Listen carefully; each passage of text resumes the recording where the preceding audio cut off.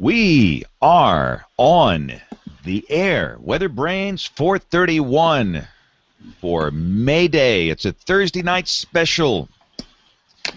Some weather issues where we happen to be, and we had to move it out of the typical Monday night slot. So thank you for watching. This is the pre-show, and longtime viewers know this is where we have banter, silliness, frustration, drama, tension, laughter. It all happens right here in the pre-show where we gather our guests. And tonight should be pretty easy because, again, a lot of this has already been recorded. So we just basically have one guest panelist to bring on. But look who's back. Aubrey's back. Welcome back. Finally. It's been crazy. My schedule's just been nuts. And the weather's been kind of active and more active than it had been, yes. But I was looking at my schedule, and it looks like I should be good up until the end of May when I have to work a daybreak, a morning show. Ooh, those are the worst. I know. I don't function well in the morning show. No. And those people are, at our place, they're like tense. I mean, they don't laugh. I don't know if they're just tired or what. Well, the people are fine. My body just does not function. I used to be a bartender. I worked in the restaurant business for 12 years. I'm a nighttime person. My body is set for a nighttime shift. So, but yeah, what time do you get up when you have to go into work the early shift? 2. Ah! Yeah. Which is usually close to what time I go to bed. Well, and I've thought of that. I have so much trouble sleeping, and no matter what I've tried, medication for those specific nights, Ambien won't work. They try to put me on Xanax, won't work. What was the other one? Valium won't work. Tylenol PM, the over-the-counter stuff, nothing will work. Try NyQuil. Have you tried that? I haven't tried NyQuil. I've tried a glass of wine with Tylenol PM. That doesn't work. Wow. It's. You're a bionic woman. I mean, you're just mechanical. The fiance thinks I kind of psych myself out, and I end up, because I'll sleep for maybe 3 hours, and then I'll wake up at 11 o'clock, and I'll just be awake for the rest of the night. Yeah, this business is not good. I know there's something's going to happen to all of us at the end of our life cycle here. I don't know what it is. I don't know if this shaves days off the end of your life, or if we're burning up brain cells without this sleep. I don't know what the long-term effect is, but it can't be good. But look, I have made it to 57, and my hair's gone. But other than that, I'm in good health. You're still young at 57. You're younger than my parents. I have not slept right since 1973. When I was in high school, I started working at a radio station, and I would come down there before school and sign it on at like 4 a.m. So I'd get up at like 3:45, and then I'd go to school, and a lot of times I'd work nights down there. So I have been sleepless since 73, so that's like 41 years. Well, at least you can function. I just recently started learning that I was not staying asleep. I was having some really active dreams, and I was really waking up, and I wasn't getting the sleep that I thought I was getting. And as soon as I kind of corrected that problem, and I actually went on some subtle medication, which worked, the pounds started coming off. I had ladies emailing me going, "What's your secret? What are you doing?" And I'm like, "I'm sleeping." I didn't realize I was losing sleep, and the pound, I'm not changing anything, and the weight just started falling off. We could do weight loss brains. We could. But I mean, you look like the type of person that if a good gust of wind comes along, you'd blow halfway to Washington, Baltimore. I'm not that small. I mean, you just look tiny. No, I'm a nice curvy girl. So Bill went away. Did we offend him? I'm trying to think. What did we do to make him mad at us? Your color's better. Whose color? Look like you were fogged in the first time you were on here. Your contrast is. Yeah. Well, the problem is that I'm having to reboot the MacBook Pro and it's not cooperating. So I'm temporarily on the iPhone. Oh. On a phone? Yeah, on my iPhone. Oh, okay. Yeah, so you got that close-up, got that mug shot. And I just got a note from Nate Johnson. That's really creepy, man. Yellow.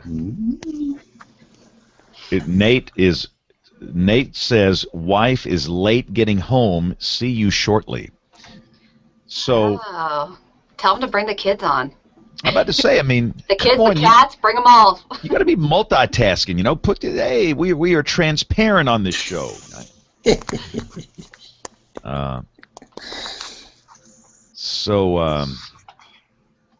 Ari, can you hear us? I can. Can you guys hear me all right? Mm-hmm. Hey, Ari. How's it going, Bill? Good to see you, my friend. Good to see you, too. How's it going, Audrey? Nice to meet you. Hey, Ari. Nice to meet you. I see your tweets all the time. Oh, cool. I see yours, too. I'm a big fan of yours on Twitter. Oh, thank you. I'm a fan of yours. Thank you. Oh, please. This is going to be a barfarama here.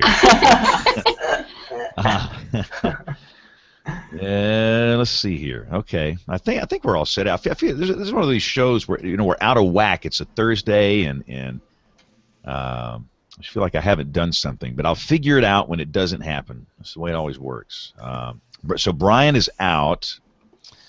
Literally, I don't know. The Jeep is gone, and I can actually track him. That's the one cool thing about it. We've got the we've got an iPad Mini on the dash, and so we can. And I've got the Find My Friends thing, so I can actually track him. He's at Wesley's Booby Trap on the Walker-Jefferson County line. He's either at Wesley's Booby Trap or he's at Hooters, one of the two. With Brian, you never know with him. Thursday, a big night at Hooters. So he can't go back. I got a quick question here. How do you share the link to this for people to watch live? Why would you want to do that, Ari? Live.bigbrainsmedia.com. There's a chat room over there. It's a dual chat room, and it's got the YouTube deal. But I don't know if you guys see it. I see it because I initiated this. There's a thing down there that says links under WeatherBrains 431. If you click on links, it will give you some embed codes as well. Thank you very much. Gotcha.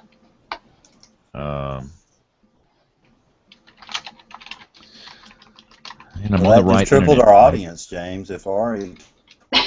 Stop it. That's it. He's taking us to the top. He's taking us to number one. See, the nice thing about weather podcasting is that we're automatically number one because there are no other weather podcasts. I'm trying to tweet this stuff out without seeing what happened in the Bruins game. I'm a big Bruins fan, and I've got the game on DVR, so I'm trying to block my feed. What, UCLA? Boston. Hockey, James. Oh. Hockey. Huntsville is the hockey capital of the South. Didn't you know that? No, I went to a hockey game like in the 70s once, and nice. The fight was great. Remember hockey, James? No, they had a team here. They had a team down. Oh no, we had a great team. We had a WHA team. The Birmingham Bulls, and I remember there were some crazy people. I remember there's some guy in the stands, and he was banging on that glass. Man, he was just banging on the glass the whole time, trying to incite some kind of riot. And sure enough, man, these people started fighting down there, and the gloves were coming off. It was kind of cool. Do you remember the Thanksgiving night massacre with the New England Whalers?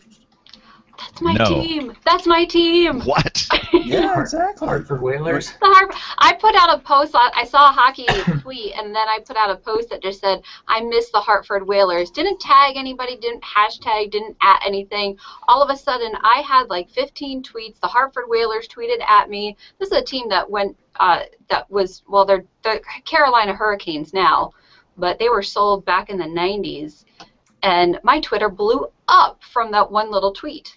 Nice. Well, this was 1976 when they were still in the WHA. I was not born yet. I was going to say.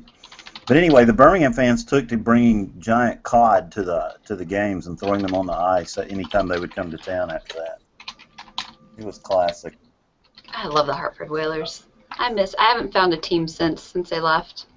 I'm in the tears. I've got to get one of these books like icing and all that. I don't know what any of that stuff means. I just know if you get the ball in the net, you get a point. The ball.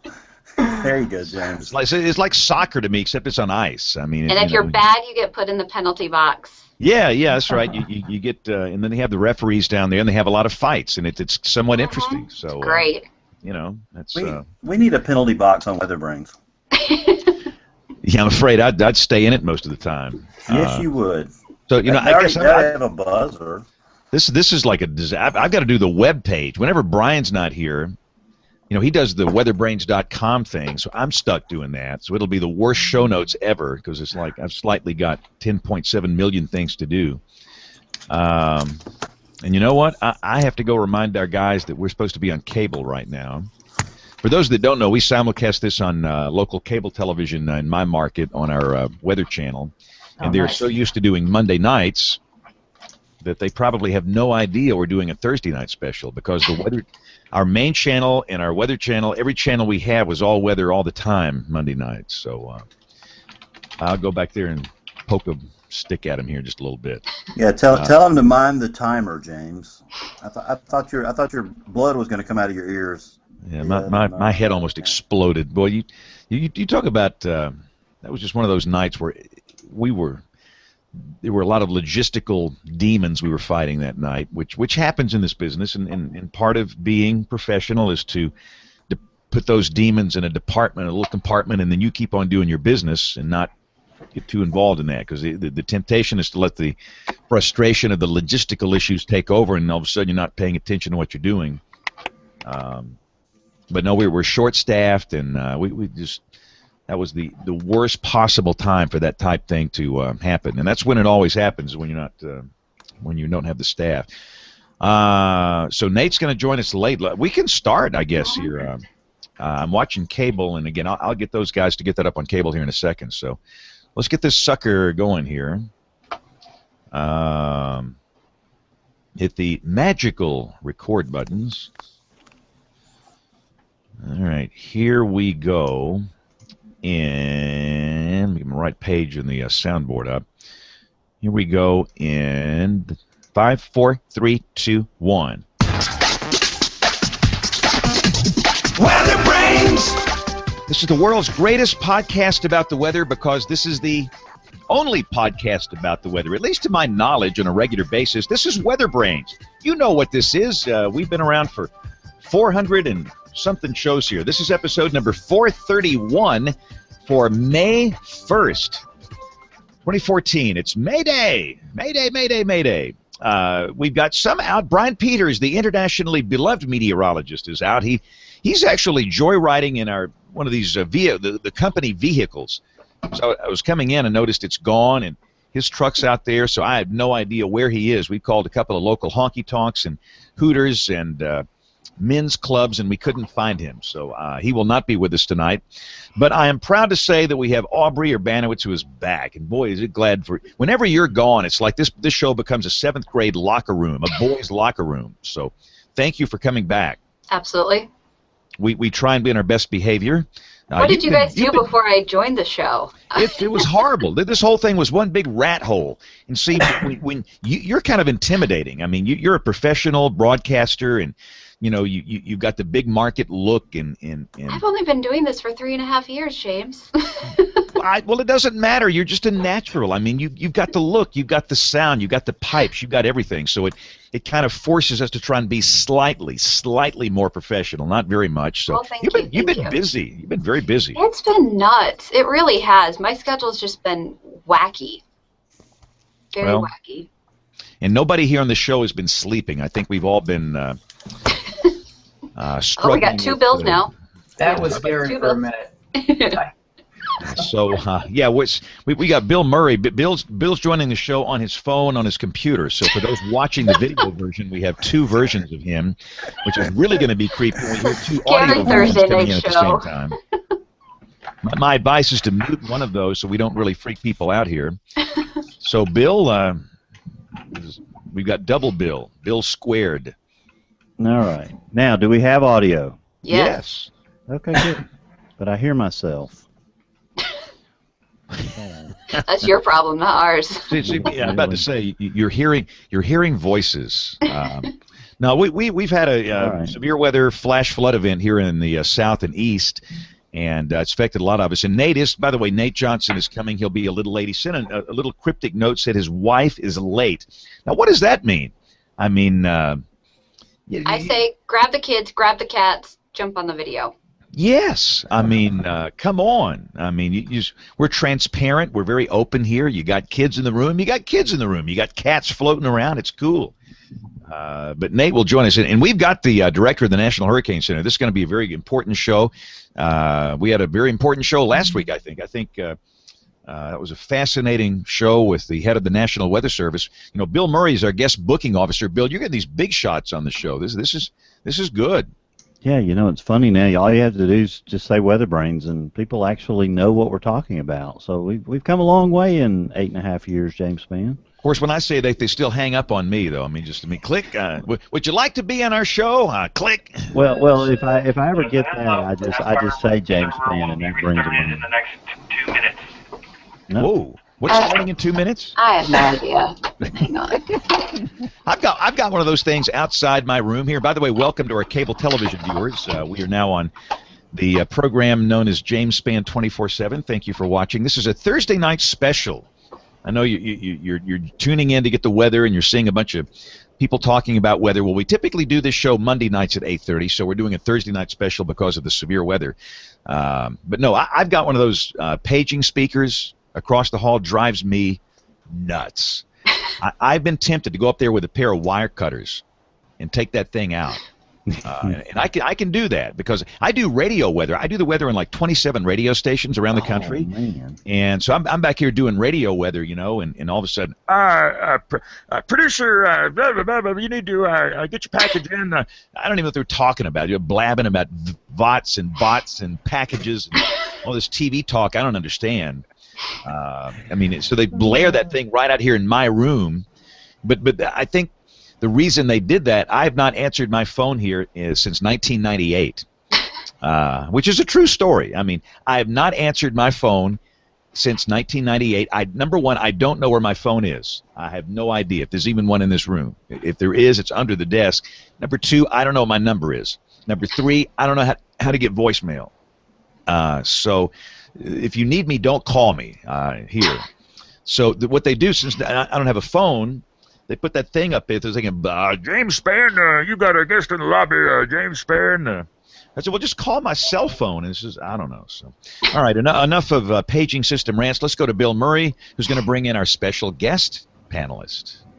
Yeah, James. Tonight our guest panelist is the morning meteorologist at WAAY Television in Huntsville. He's a Badger from the University of Wisconsin. And you would have thought he would have learned to play hockey while he was there, but he's taking it up now in Huntsville, of all places. And nobody tell him the score of the Bruins game right now because he's DVRing it so that he can be on our show. So we feel quite honored tonight to have Ari Salazar. You knew I would mess that up. Yeah, that's close enough. We'll take it. Ari Salazar, my good friend from Huntsville. I was excited that you wanted to be on the show tonight, Ari. No, I'm excited to be here. I mean, I've watched the show for a while, so... You know, I've always wanted to kind of hang out with you guys a little bit, so it should be fun tonight. It's going to take your career right down the tubes, Ari. This is I'm aware of that, this is but the end. Yeah. That's a sacrifice I'm willing to make. Yeah. There you go. Well, we're glad to have you here tonight. So we'll talk a lot later about what's going on in Huntsville and about, of course, this very tragic severe weather outbreak that we've been through. Sort of a three-pronged severe weather outbreak between the flooding and the tornadoes, and then throwing some good snow on the northern side of it. But hang on, before we do the big interview here, I got to say, somebody threw up a YouTube video of Ari fussing people, griping about cutting in for Dancing with the Stars. That was awesome. There we go. Twin sons from a different mother, right, James? I told myself I wasn't going to say anything, but I don't know. I just couldn't. I tried to do it in not too condescending and mean of a way, you know, just kind of, all right. You know, people died yesterday. Let's just get our priorities straight. And, you know, usually in those situations, honestly, I actually agree with the viewers in a lot of those situations where, you know, we get these little spin-ups over maybe an outskirt community or something like that. I feel like maybe you could run a crawl in that situation, but you know how it gets with management. they get in kind of a contest there and got to be on, et cetera, et cetera. You know, but a situation like we had on Monday where we actually had multiple violent tornadoes on the ground and we're still getting people calling, I mean, it just irked me too much. I will say this, I was shocked at how few calls and hate messages and all that we received here. I mean, we had a couple, but I was expecting a total barrage. So I was very, very surprised. So maybe... You guys are ABC. You guys are ABC too, right? So you had yes. Stars. That's a big one. Yeah, well, it is. Well, you did a preemptive strike, though, James, and that sort of... Yeah, you know, I kind of, fussed at the haters in advance, and maybe that took some of the wind out of their sails, but... But that one you still posted the other, before the strike, I guess it was Saturday or Sunday night or whatever. I mean, it's just, the audacity of someone to say that, especially living in an area that sees violent tornadoes. And this is a state where 252 people died 3 years ago. And exactly. So, I don't know, and usually that stuff, just, I see it and I just blow right past it. But for some reason, that woman that posted that thing on my Facebook wall, please do not cut off Dancing with the Stars Monday night. Blah, blah, blah, blah, blah. I mean, come on, give me a break. I mean, it's a function of society. We're so self-centered. And look, I understand, if I'm trying to watch some show that I love, I would, it's an inconvenient thing, but this is 2014. Hey, guess what? You can watch it on an iPad. If you have Facebook, you can watch it online. Hulu. Yeah, exactly. If you're posting stuff like that on Facebook, you can see it without too much difficulty. And that's the other thing. I mean, this is not 1989. We're in an age where all these shows are out there, and and even for those that for some reason can't see it online, we replay it at 1 a.m. or something, which we did the other night. But anyway, I'm sorry, Bill. I didn't mean to get off on my sorry. That's the purpose of tonight's show, James, and we've got a little cool interview with a guy from Miami that we'll go through. Hey, look who's here, Nate Johnson. What's up, Nate? Howdy. What's up, man? Good to see you. Playing Bachelor? I am, yeah. The house is so empty. It's so quiet without her. She's such a strong personality. I mean, you keep digging, son. Keep digging. we won't tell you. It's supposed to be a good thing. Yeah, but James, tonight we did have the great privilege of speaking with Dr. Rick Knabb. He's someone who needs no introduction to this show's audience, of course, and he is the 11th director of the National Hurricane Center. We recorded an interview with him last Monday before he was running out to Washington, D.C. So if you'd like to roll the intro, James, we can kind of do like we did with Dr. Usolini last week and talk about some of his answers to the questions that I asked him. Well, tonight's guest, Weatherbrain, needs no introduction to fans of this show. He's the 11th director, by my count, of the National Hurricane Center. Dr. Rick Knabb, welcome to the show. Thank you for having me, Bill. It's great to be talking with you. Now, if you look in my high school yearbook, Dr. Knabb, it says that my goal was to become the director of the National Hurricane Center. So was that a dream job of yours? It was from even before high school. I recall living in South Florida in the 70s and Hurricane David's approaching, and my family was watching television. I saw the director of the Hurricane Center at the time, Neil Frank, briefing, and I do pretty clearly remember telling my parents that I wanted to do that job someday. So somehow it turned out I was always interested in hurricanes, never lost that bug from that point on. Well, I wonder how many kids out there are like we were and will be gunning for your job one day. So that'll be interesting. So you mentioned Hurricane David, and you grew up in South Florida, I think Cape Coral, is that right? Were there any other hurricanes that influenced you? Well, I grew up in Coral Springs, Florida for the first half of my childhood, and not too far from Fort Lauderdale. And David was the hurricane that I remember at least encountering, preparing for in '79, even though it missed us. But then I spent the second half of my childhood in suburban Houston, Texas, and went through Hurricane Alicia in 1983. And then while I was in grad school at Florida State in the Tallahassee area, we certainly dealt with a few threats. The one I remember the most was Opal in '95, which went to our west. So I remember David ruining Labor Day in 1979 for me. Any memories from that storm that stand out? You know, my most vivid memories of David are being in the hallway at night, just in case the storm came to our house, and we we slept in there and then woke up the next morning and the weather was good. It had gone farther north. But I also vividly remember scraping tape off our windows for the next several weeks in 80 to 90 degree heat.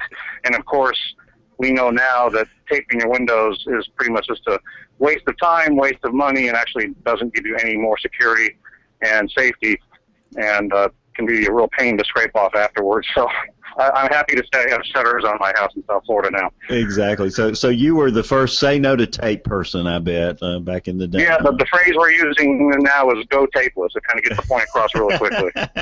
Well, I knew there had to be. We come up with great sayings for some of these weather hazards, like turn around, don't drown, and check the back seat, those sort of things. So that's a good one. We'll have to remember that as we head into hurricane season this year. So, James, do you remember what hurricane followed on the heels of Hurricane David? Yeah, Frederick. I mean, I feel old. I was working in television back then. This was in 1979, and we had David, and we had Hurricane Frederick that came up Mobile Bay. And I had been at work in this market for one whole day, and they sent me down there. And this is back before satellite trucks. So, yes, very, very vivid memories of David and Frederick in 79. So, James, if you'll run the second segment, we'll talk about his educational background. Talk about your career for a moment. Run through your, obviously you were at Florida State, but run through your CV and, how you got to where you are today. Well, I knew when I was in Houston that I wanted to do meteorology in college. And I have Big Ten Midwestern roots in my family since I was born up in Chicago. Didn't move to South Florida until I was about 3. And so I ended up going to Purdue University for my undergraduate, and then because I wanted to open up the doors for the future and go to some place that had more of a focus on tropical meteorology, I went to Florida State University for my master's and doctoral degrees. And then when I was deciding what to do for a career, when I was finishing up my doctoral degree, I wasn't quite sure yet, so I did a postdoctoral kind of opportunity out at the University of Hawaii, which gave me another area, another school, another group of folks to interact with in the tropics.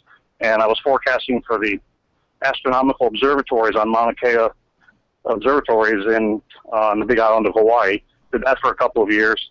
And then was ready to move on. Got a job in the private sector for a little while at Risk Management Solutions in California, which deals with all kinds of risks and perils, sort of the insurance industry, hurricanes being one of the perils they deal with. But several months into that job, an opening at the Hurricane Center came across on the list of vacancies, and it was for their science and operations officer, and that was in 2001. And I knew that's ultimately where I wanted to work, and so I applied and somehow got that position. And so that began 8 hurricane seasons at the National Hurricane Center as the science officer for the first 4 years, and then the next few as a senior hurricane specialist. So I was a hurricane specialist for the first year in 2005, and experienced what some of my colleagues tell me is several decades of hurricanes in one season. So, yeah. So I was at the Hurricane Center from 01 to 08, and then I wanted to get some management experience, and I became the deputy director at Central Pacific Hurricane Center, and spent 2 years out there, including 2009, which was an above-average year in the Central Pacific. I took all the airplanes from the Atlantic Basin, brought them out to Hawaii, and we were flying hurricanes that were approaching Hawaii. And then I was approached by the Weather Channel with a very unique opportunity in 2010 to become an on-air hurricane specialist, and I did that for a couple of years.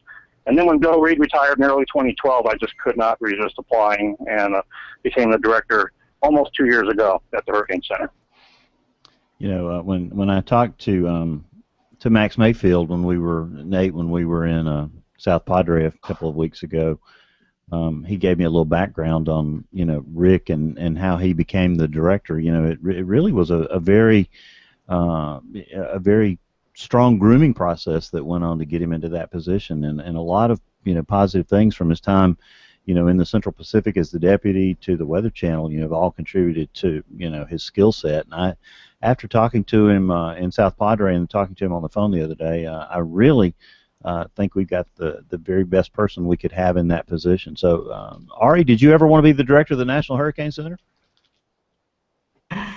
For me, I've never been that big into hurricanes, except when I was a little kid. I used to mess up my parents' road atlases quite a bit. I used to watch Hope back in the day, the tropical updates on the 50s, and I would get the coordinates, and I would go find it on the road atlas, and it only took a couple years, and the whole thing was ruined. But nowadays, I don't know, I just became really interested in severe weather after that. So for me, hurricanes they aren't that interesting to me personally. I mean, obviously, they're big events, but I'm more of a supercell, mesoscale, severe weather type of guy, I suppose. Ari, you can do both. Well, yeah, that's true around here, and I haven't experienced it yet, but I know when the hurricanes, or tropical storms come on land here, you get a lot of those spin-up tornadoes there too. So we'll see what happens this year. Yeah, my very first hurricane, I share a similar experience, Ari, because in 1971, Hurricane Edith, came up in the Gulf of Mexico and came across in September, and I got my first weather school day. Begged my parents if I could stay home and track the hurricane all day, and and watch it. And I did the very same thing you did. I ruined a World Book atlas. Yes, the World Book. So by the time I had plotted Edith all the way across the Gulf and erased it the next year for Agnes, and but back in those days you really had to scratch and claw to get weather information. So those were some fun days. We always are interested in the jobs that are in the Weather Service, and I thought it would be interesting to talk to Dr. Knabb about the role of the SOO, the Science and Operations Officer, in a national center. So, James, if you'll roll segment 3. Talk about the role of a SOO in a national center for a minute, because we have a lot of SOOs on this show, and we sort of understand what they do at the local forecast office. How does it differ at a national center? Well, the job of a SOO, a Science and Operations Officer, at any national center or local weather forecast office in the Weather Service is a very important one. I'm still very passionate about what the SOOs do, which is mainly two things. It's training the staff of forecasters to be as up to date and efficient and putting out the best forecast they can, and keeping up with the science and the new technological tools that are at their fingertips. So it's a training job, but it's also a science and technology infusion job. It's trying to bring the latest tools into forecast operations. And when I was the SOO at the Hurricane Center, I got to do both. I really enjoyed the training aspect, which is basically teaching, but it's teaching professionals and helping them get better, and that, I think, is a really rewarding activity.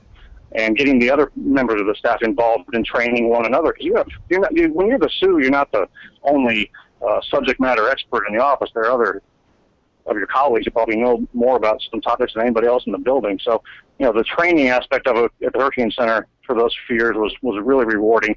But I also got involved in technology and science infusion, mainly through a program that still exists today, the Joint Hurricane Testbed, JHT. That started in 2001, right about the time I was coming into the Hurricane Center. And that program still exists today, where we fund researchers at universities, government laboratories, private sector, to bring their techniques, their algorithms that have already gone through some development that are ready for us to test operationally to help improve our hurricane forecasts. And a lot of the products, a lot of the model improvements, a lot of the new tools that we have in operations today came out of that program. So I was really thrilled to be involved in that JHT program from the start. I guess it's sort of intimidating to step into that role with the incredible people that are in the hurricane specialist roles at the Hurricane Center, because, I mean, these guys have sort of reached the top of their profession, right? Yes, although I think all of us realize our limitations in terms of being able to forecast hurricanes and tropical storms. We know that our forecasts aren't perfect and that we need to continue to get better, and that's what the JHT was designed to do. So we've had quite a bit of active participation from our hurricane specialists for the last decade plus in being specific points of contact on individual projects. And they all know that unless we continue to try to get better, we're not going to enhance our service. So nobody thinks, even the most seasoned hurricane forecasters at the Hurricane Center don't think that they've completely solved the forecast problem, and they know we need to tap into the brightest minds in the research community to help us get better. I love the modesty in that. You'll hear that come out throughout the entire process. This is one of the smartest hurricane people in the world, and he constantly reminds us that there's so many things that we don't know. And one thing I was interested in hearing from Dr. Usolini last week was him talking about recruiting the best and the brightest. I don't know that I had really heard that out of the Weather Service previously. So there seems to be now a lot of direction toward going after the very best and the brightest in our field. And you're going to hear Dr. Knabb say that as he talks about talking to college kids in segment 4, James. As you see the different kind of person who's coming into the field today, Dr. Knabb, versus the sort of the old grizzled veterans, how do you marry those two styles into a coherent unit? Well, I think you have strengths of both. The people who've been at it a long time and bring a wealth of experience and have seen a lot of different scenarios and can really teach the less experienced folks, what they've been through and can pass along some of that institutional knowledge that we really have to hang on to, even if those, once those people eventually retire. On the other hand, you also have some of the newer staff members at the Hurricane Center who bring new ideas, fresh perspectives, keep the energy level up because they don't allow us to continue to do things the same way. But everybody's got a mix. We've got some of the forecasters who've been doing this for fewer years, but are very knowledgeable and very experienced at particular aspects of the hurricane problem. And you have some of our more seasoned forecasters that are still very busy interacting with researchers and coming up with new ideas. So I think everybody just comes to the table with a variety of strengths and weaknesses, and we have a really good mix of folks at the Hurricane Center right now, not just amongst the hurricane specialist staff, but everybody else in the building, because we have a technology and science branch where they do a lot of the programming and system administration, and they're bringing a lot of new capabilities into the mix. And we have our tropical analysis and forecast branch, which not only has their 365 24/7 mission for marine forecasting in the tropics, but they help out quite a bit on the hurricane forecasting side. So really proud of the staff we have and the very diverse abilities that we have. You think that this job is, the pinnacle of hurricane forecasting, but you find out in talking to the Hurricane Center directors that a lot of it is bureaucracy, and a lot of it is politics, and plus management and all the other things that go along behind the scenes in any organization of this size. So Dr. Knabb goes on to talk about about how much travel he and a lot of the other senior specialists do in terms of doing their role in segment 5, James. You've been traveling a lot. When you got to the tropical conference a couple of weeks ago, you had just come back from Mexico. Talk about where you've been, what you've had to do, and how much travel this job entails for you.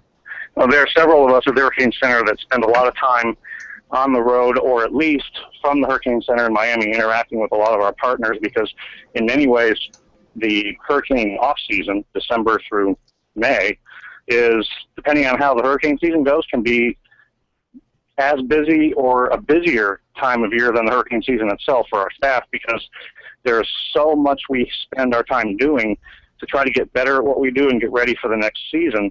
And a lot of that involves interacting with or training or receiving training from our various partners. So, for example, the first 2 months of the year in January, February, we have emergency managers come to the Hurricane Center from all the different parts of the Gulf and East Coast states to receive training from us on our products, and we learn a lot from them in that process too. It's all about evacuation decision making. Then we really hit the road. Once we hit March, April, May, we're on the road a lot because there are scientific conferences, there are federal government conferences focused on the nation's hurricane program and having all the federal agencies ready to go and doing their role. We have a number of conferences with our media partners and emergency management partners. The National Tropical Weather Conference in South Padre earlier this year was focused on engaging with our media partners. The National Hurricane Conference right after that was both media and especially emergency management interaction, and that is critical. That kind of interaction is critical because it, number one, helps us build the relationships with those key partners. Because media and emergency management, those are really key partners. The media are helping us communicate what could happen in an actual landfall threat. The emergency managers are making critical decisions based on our information to keep people safe. And the more we know those folks and the more we all understand one another, in the off season, the better an actual hurricane event I think is going to go for the benefit of the public. And then once you get into May, this year we are doing awareness tours both internationally in the Caribbean and Mexico, and domestically along the Gulf Coast. So it's also a season of public education and outreach, because one thing that I know to be true is that all the forecasting, all the technology, all the emergency management and media folks who are ready to go, none of that matters unless individual residents in hurricane-prone areas, unless they prepare, all of those forecasts and warnings and evacuation decisions don't mean as much. So we have to get the public prepared as well. I learned something in the sixth segment that I didn't know. It's something I probably should have assumed, and maybe everyone else on the panel knows and understands, but the National Hurricane Center is designated by the World Meteorological Organization as the official hurricane forecast entity, for a large part of the globe. And so, I thought that was pretty interesting, and he gets into that here in segment 6 as he talks about working with international partners. Of course, you know what that means, Bill. They are all internationally beloved meteorologists. like Don't Brian. tell Brian, but I think I found one who might be more beloved than him. Yes. Now, you just returned from the WMO committee, and they had just announced the retirement of 2 storms from last year that affected Mexico. How does the Hurricane Center work with our international partners, other countries around the hemisphere that are affected by tropical cyclones? Okay, well, National Hurricane Center in Miami has official international responsibility as designated through the World Meteorological Organization, WMO, which is, of course, under the umbrella of the United Nations. And the WMO has designated us at the Hurricane Center what's called an RSMC, a Regional Specialized Meteorological Center, which has official forecast responsibility for the Atlantic, Gulf, and Caribbean, and for the Eastern Pacific. And so we partner with all of the couple of dozen countries in those regions in the regional warning and forecast and coordination activities. And so there's actually a written plan that we have, and we update it every year at that Regional Hurricane Committee meeting in the spring of every year. We make sure that all the countries are ready. We communicate with one another, share best practices. We plan for what changes in our products or our collaboration are going to occur in the upcoming year. And that's most of what that annual meeting does. It's really only a small, tiny part of the meeting in which we discuss names from the previous year to retire, but that's usually what gets the most attention. And it is worthy to note that 2 names were retired from the 2013 season, one from the East Pacific, one from the Atlantic, both impacting Mexico, which overall had something like 9 different tropical cyclones impact them. Really bad year, and so we retired Ingrid from the Atlantic list, even though overall, below average year, U.S. not impacted much. You can't say last year didn't have impacts. A lot of damage in Mexico, numerous fatalities. It's all a matter of where the storms go. And of course, we always talk about the seasonal forecasts, and people have different opinions of them. But Dr. Knabb goes on in segment 7 to talk about, not being busy does not necessarily equal being not bad. Doesn't matter as long as the storm hits you. It's a big storm, and that was a prime example of that. And that may come into play this year if the early seasonal forecasts bear out to be true. Yes, and it's really important for folks to realize that how busy overall a hurricane season is a very different thing than how bad it is where you live. And I think a lot of folks want to try to glean some information about how bad it might be for them from these forecasts of how busy it might or might not be.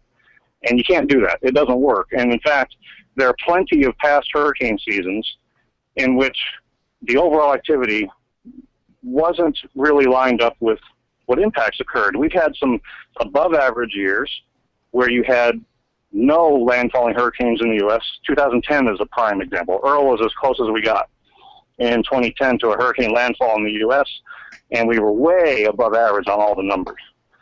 And conversely, you can have overall below average years and have a devastating impact in the U.S. In 1992, Hurricane Andrew is a prime example of that. You had 7 storms, 4 hurricanes, 1 major hurricane, and that one was Andrew, and Cat 5 hit South Florida. And for folks who say, yeah, 1992 was a little bit of an anomaly, but that doesn't happen very often. Well, it happened to me in 1983, which was a way below average year, even quieter overall in terms of the numbers than 92 was. And I was in Houston, we got hit by Category 3 Hurricane Alicia. So I didn't want to hear about the overall numbers that year. So the bottom line is the seasonal forecasts don't tell you where they're going to go. They don't tell you who's going to be impacted. And I hope everybody else does the same. I prepare the same way every hurricane season because you can still be severely impacted no matter what the overall activity is. And of course, when I think of the directors of the National Hurricane Center, you think, Neil Frank, and you think all these great, communicators that have been in those positions. And you go all the way back to Grady Norton, who's an Alabamian, back in the 40s and early 50s, and you realize how important that position became in terms of communicating threats. And Dr. Knapp goes on to talk about, how he prepared himself for that role and how the time at the Weather Channel actually helped him do that in segment 8. Now, when we think of the director of the National Hurricane Center, we think of this cool, calm voice. You referred to Dr. Frank during Hurricane David. You go all the way back to the Grady Norton days in the 40s, and 50s. How much do you think about that part of your role in terms of being an effective communicator when a big storm comes along? It's critical, and I emphasize that with the rest of our staff as well. That we have to focus on being trustworthy, credible, and by conveying information and conveying it in a way that leads people to take the right kinds of actions. So it doesn't do any good to be screaming at the top of our lungs and looking like we're panicking, because panic doesn't lead to good decision making. And in fact, that's why I always urge folks to prepare well ahead of time for hurricane season. When it's not even hurricane season, when you want to do most of your preparation, so that when a hurricane is actually threatening, you can just enact that plan, and you'll kind of already thought it out. And even if you're not feeling completely calm at the time, you will have thought it out previously. You just kind of follow your list, and I do that from my home. My wife and son and I, we have a written down plan for what we're going to do. At the Hurricane Center, we have a written down plan for what we're going to do. And that, I think, is the most important ingredient in your recipe for getting through an actual hurricane event safely, because trying to make it up at the last moment is potentially going to put you in a situation where you're not as safe as you otherwise might have been. And that's why, for example, if people are wondering, well, where do I start in that sort of thing, find out you live in an evacuation zone, because that's the key question to answer that will then lead you to the right answers about everything else you're going to do with insurance and supplies and what you're going to do to your home, where you're going to be staying during the hurricane. So being calm during a hurricane starts way in advance. And of course, as he talked about being a communicator, the time that he did at the Weather Channel served him very well, so he talks about that in segment 9. Talk for a moment about your time at the Weather Channel. You mentioned that when you were running through your CV, and you highlighted that as a unique opportunity. Tell us why you said that. Well, because it was a national media outlet, and I knew I was going to have the opportunity to talk to a national and even in some ways international audience with regards to any tropical cyclone that was out there. But it was just an opportunity I didn't see coming, but I took it because of the opportunity to talk with folks directly.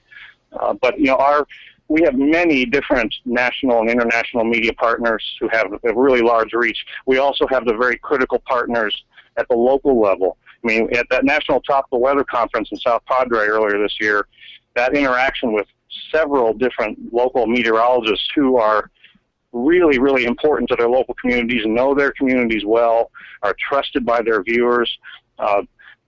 All of those media partners at various levels play a very, very important role, because television is still a very primary way that people get their information during a hurricane threat. And the fact that I spent some time doing it myself, I think, has at least helped me understand their world a little more. It's not easy to forecast hurricanes. It's not easy to be an emergency manager and make evacuation decisions. It's also not easy to do television and to go on the air during a crisis especially and have all your information understood and clearly articulated. And all of those roles are very important. So having done the TV thing myself, I think I understand how much work it goes in to producing the end product on television and how important we've all known for a long time it is for a consistent message to be out there from all of our media partners. So that's why I try to maintain a really close relationship with all our media partners so that we're as much as possible on the same page when the next hurricane threatens. But it's a fun job being on television, but it's also fun doing the forecasting and being on the delivery side of it. But it's interesting to see it from the other end. So wait a minute.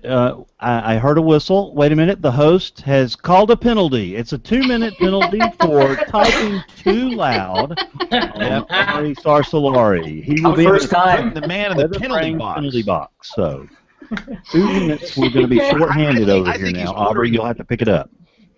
I thought James was going to be in here when I got here. The urgency of the typing, I figured he's got to be ordering a pizza or this is something serious here, you know? That is serious. He's taking notes. He's typing with his woman in Atlanta. You know, his long distance thing. He's got. Yeah, I've got a different window open with Skype going on, and then I've got this trying to balance the whole thing out. Well, you say hello to Jen for us, Ari. Of course, we'll do. I think I'll see her early on next week.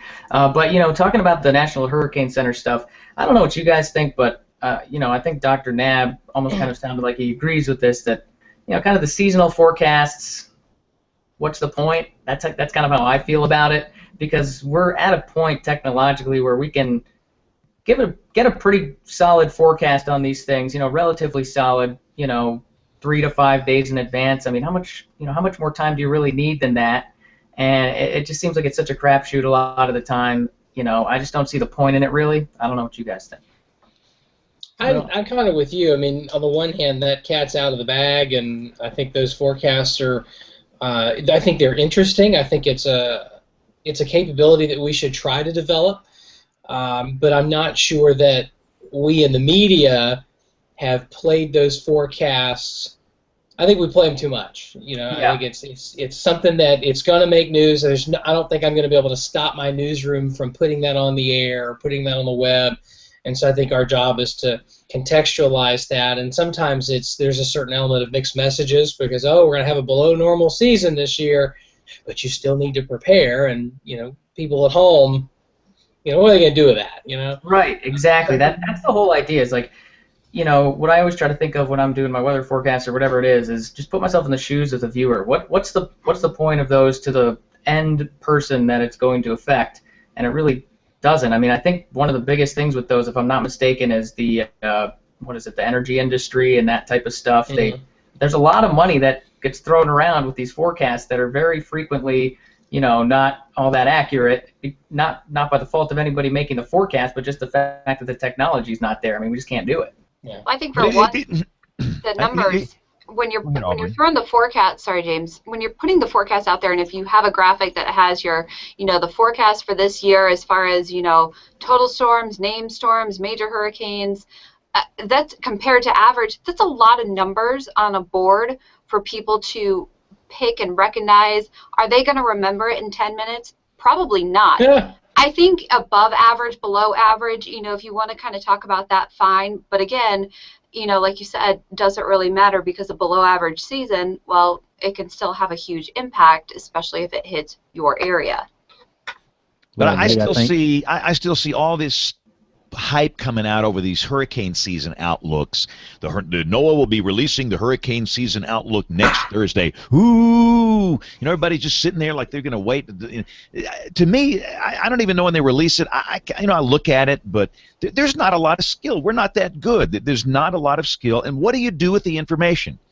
Who does what with that information? And it doesn't work half the time. So, you know, and I agree the cat's out of the bag. We're always going to have it, but I don't like it. And then it just becomes one of those things where it's kind of a big race on Twitter, and it's the big Twitter bomb of the day, and everybody's just tweeting it out, and nobody's really thinking about, wait a minute, does this actually matter to the people that it's supposed to matter to? You know, so that's kind of how I see it. I don't know. Well, you go back and you look at those seasons that didn't have high counts, like Dr. Knapp said, and you can easily find your Andrews and your Alicias and all these other storms. But you know as well as I do, Nate, in South Padre, that was where all the broadcasters were lined up to get the interviews, was when that live feed was on Dr. Gray. Yeah, and you know, on the one hand, I think the conversation, the part of that presentation where both Dr. Gray and Dr. Klotzbach went through and explained here the factors of how we come up with the forecast, and here are the things we look at. And, I mean, it's very interesting, and I found it very, very informative and educational. Even without the end result number, I feel like I'm better prepared mentally for what we might expect this season and where we might see it come from. I think the challenge, and again, I don't think that the forecasts themselves are without a point. I think we just haven't figured out how to relate that to the public. And like Ari was saying, I mean, to a certain extent, I just want to know if it's going to hit me. There's a certain segment of the population that I don't care about anything unless it hits me. And we can like it or we cannot like it, but that's just the way it is. And that's something you're not going to know until it's 5 days out anyways, you know what I mean? So there's just no point. On the flip side, there are people in different industries, like you said, in energy, in insurance, and in research, who we have an interest in advancing the science. And one thing I tell students coming up through meteorology programs, even in high school, wanting to do meteorology, you start forecasting as soon as you can. You're going to be terrible at it to start, but the way you get better is by doing it. And more importantly, by critiquing your forecasts and seeing how you did. And that's one area where I think Gray and Klotzbach do a fantastic job. I mean, you will find no more critical eye on their forecasts than their own. Their write-ups are very detailed, and they pull no punches. And they they were both very out front, very adamant at Padre about, last year was terrible, and we beat ourselves up over it. But here's what we learned about it. It wasn't just beating ourselves up. And here's what we learned. Here's what we feel like we learned about the atmosphere, and here's how we might be able to make a better forecast. And that's how we advance the science. There's a certain element of doing it and experimenting, and some experiments will work, some of them won't. And the key is critiquing and evaluating, and learning from your mistakes. I think you're exactly right, Nate. I think Dr. Klotzbach covered a lot of that in his presentation, the factors and things that they didn't factor in last year, and why those became so important. And, we not only learned about, looking at it from an outlook standpoint, we learned about some things that may help us in the forecasting process, too. So one thing that hurricanes probably love as much as anything else in our disinformation age is social media. Social media loves hurricanes, and hurricanes love them, because sometimes that becomes thousands of voices in the room. So Dr. Knapp goes on to talk about how important social media is and how they're trying to basically utilize it at the Hurricane Center in Segment 10, James. Well, I will never forget, in 2005, one of our media friends in Panama City got a call from Max that morning when Hurricane Dennis was coming, and there was some small change in the track on that Sunday morning, and he was sort of blown away that he got a call from the director of the National Hurricane Center, and was able to communicate the message more quickly that morning when the hurricane changed course a little bit. Yeah, and since then we've had the expansion of the use of social media, and so that's another way for we at the Hurricane Center and other parts of the Weather Service to stay in touch with our media partners, stay in touch with our emergency management partners, and help ensure a consistent message. And there's nothing better than an emergency manager and a media partner and someone from the Hurricane Center all kind of saying the same thing on social media or saying the same thing on television. Consistent message is really important, and that's the challenge now that has really faced us more and more over the last several years, because there's so many different options for people to get their information. And I stole one of your questions, Nate, that you asked Dr. Knapp and Padre, and that's about how the Hurricane Center is going to deal with in the future the early release of some of their products, which sometimes can lead to some misleading information itself in Segment 11, James. But you just sort of mentioned one thing. We've got 1,000 voices now in the room, and sometimes products get out before they're supposed to and things like that, before they're officially baked and ready to go. How do you deal with that, Dr. Knabb? Well, one thing that has changed in the last many years is how much information is accessible via websites, via social media, and how much more technologically advanced the public has become, and it's more expected that everybody will be able to see essentially all the information that we have access to. Back in the day, you had aircraft data, you had model data, you had all kinds of other observations, and you didn't have the internet, and people didn't have an easy way to get a hold of all that information, and now all that information is out there. And one thing that is also out there is our database, the underlying database for all the past and current cyclones in terms of the track and the intensity and the size and the model data and some of the aircraft observations all gets put into this database. And one thing that's happened over the last few years with easier access to that database, it's always been out there on an FTP, on a computer server, but more and more folks have figured out where that data reside and have turned it into graphics on websites. In particular, when we internally update a system from just something we're investigating to, okay, now we're going to write our first advisory on tropical depression, or at least perhaps going to do that. We have to go through a few steps on our computers to get ready to do that, and those preliminary steps sometimes find their way onto the computer servers, and people get hold of that information even before we've sent out an advisory. And the reason that is a problem is that sometimes we take some preliminary steps and then don't issue the advisory because the aircraft is still out there and we didn't get enough data to convince us that we had a closed circulation. We're not going to start an advisory, so we undo those preliminary steps. So now what we're going to do is just make sure for complete clarity to our media partners and to the public and to folks on websites and all that, is we're not going to publicize on those computer servers a first advisory or something major change in our operational products until we actually send the operational product out. But all the other data is still out there. All the aircraft data, the model data is all out there. And that poses a challenge to help explain what those data do and don't mean, because one danger could be is people misinterpret data that they're not familiar with, and we still have an important role to put out the official forecast and the official reasoning based on all those data that our folks have spent years learning how to interpret. Well, the good news, the WeatherBrains team is back at full strength now. Ari is out of the penalty box. He's back on the ice now, and somebody, the officials missed a call there. There was a notification somewhere in the group. No one will admit to it, and instant replay revealed nothing. So we're back at full strength. Sometimes you get away with it. Exactly. Sometimes they miss a call. But, James, you're the only person on the panel that's old enough to remember when the discussions back in the day, carried the line at the bottom or at the top of the discussion that said, for intra-government use only. Intergovernmental use only. That was on those discussions, right? Yeah, and the only place you could see those was to actually go to the Weather Service because they weren't available to us anywhere else. And I can remember after Hurricane Frederick, which, I studied my senior year in high school, I can remember one of the folks at the Hurricane Center, I can't remember who it was, sent me a bunch of materials, and they actually cut the forecast positions off the bottom of the copies of the discussions when they sent them, and I thought that was pretty funny. So now that opens the question to the panel, do we have too much information now? And I'll start with you, Aubrey. What do you think about that? I'm a little rusty because we honestly, we really have not had a lot of activity in our area. It has been very scarce. I have not had to use a lot of this. I'm thinking.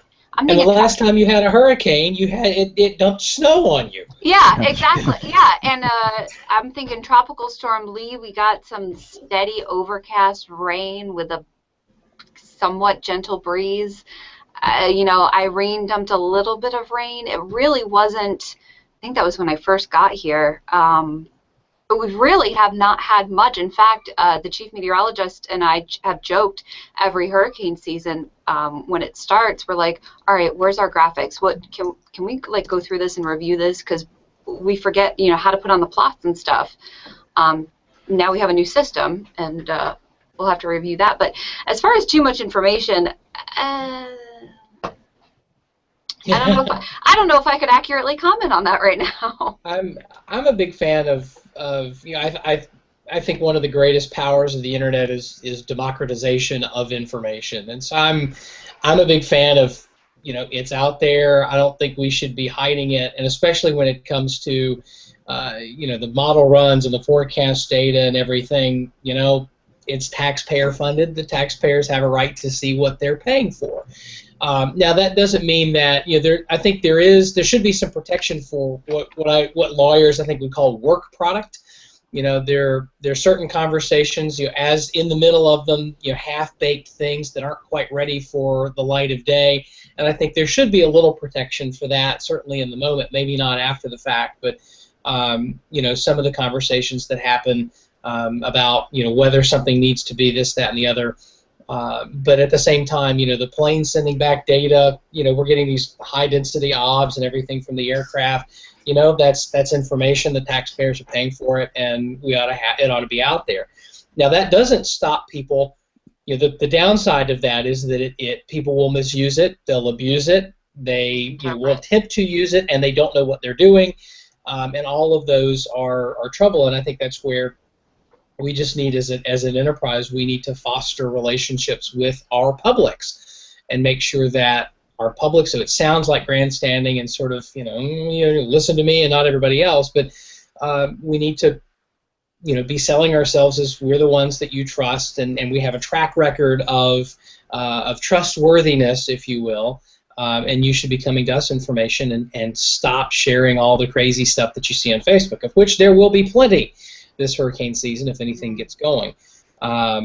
You know, this I think will be the, you know, we had some a little bit with Sandy, but this will probably be the first hurricane season where we really have, you know, the crazies out there, the 30-inch snowfall model forecast people. You know, all that information is going to be out there, and I think you know, some people are going to bite it, and other people are going to look for context, and we need to be there. We need to be authoritative voices for that, and if we abdicate that responsibility and we don't do a good job when they give us their attention, then we get what we deserve. Well, I think Dr. Knabb agreed with you 100% with what you said, Nate. You know, it gives us an opportunity to explain that data and what's going on behind it, and I think that's important. Ari, anything to add to that? Yeah, I mean, I was just going to say, I'm just kind of surprised at how long it's taken for this whole thing to become a little bit of a problem. I mean, it really started to come out, I feel like, more than usual this last winter. I mean, maybe I'm the only one that feels that way, but I mean, you started to see all these snowfall model forecasts and all that kind of stuff. I feel like in years past that hasn't been that big of a deal. Like, people maybe just kind of figuring out that they can make this thing work, or maybe now they have enough likes that it matters, or whatever it is. But, you know me, I mean, at least a couple of you do. I mean, I'm a strong libertarian. I totally believe everybody should be allowed to do what they want. I mean, I know there are people going after what's his name over in California now. Yeah. You know, let him do his thing. You know, but it's also our responsibility and our right to warn people about people like that. So I think that's kind of how that whole thing works. You know, it sort of goes the idea of, you know, there's free speech and consequence-free speech. Everybody's entitled to the former. There is no such thing as the latter. And, you know, we in the sort of the so-called professional meteorology, you know, business, we need to be willing and ready and able to say, look, you know, here's what it is, and, you know, here's why I'm right. And if we do a good job of that consistently, time after time, the cream will rise to the top. Yeah, I think it's important also to kind of point out when those things go wrong, you know, because a lot of the times, and we know this as forecasters, you can blow something and then ignore it, and nobody will know the difference. Often, I like to draw attention to it personally. I feel like it builds a rapport with your viewers. But, you know, if I wanted to, I could easily blow a forecast, not say anything about it, and nobody would know the difference. And, you know, I think that's why when there was that 30-inch snowfall map, I had that baby saved on the background of my Omnibox, and I put that and I just could not wait for the date when it came and nothing was going to happen, and I threw that up, and that was the first thing I showed. I said, this right here is why you don't listen to these forecasts. So hopefully that kind of thing helps a little bit.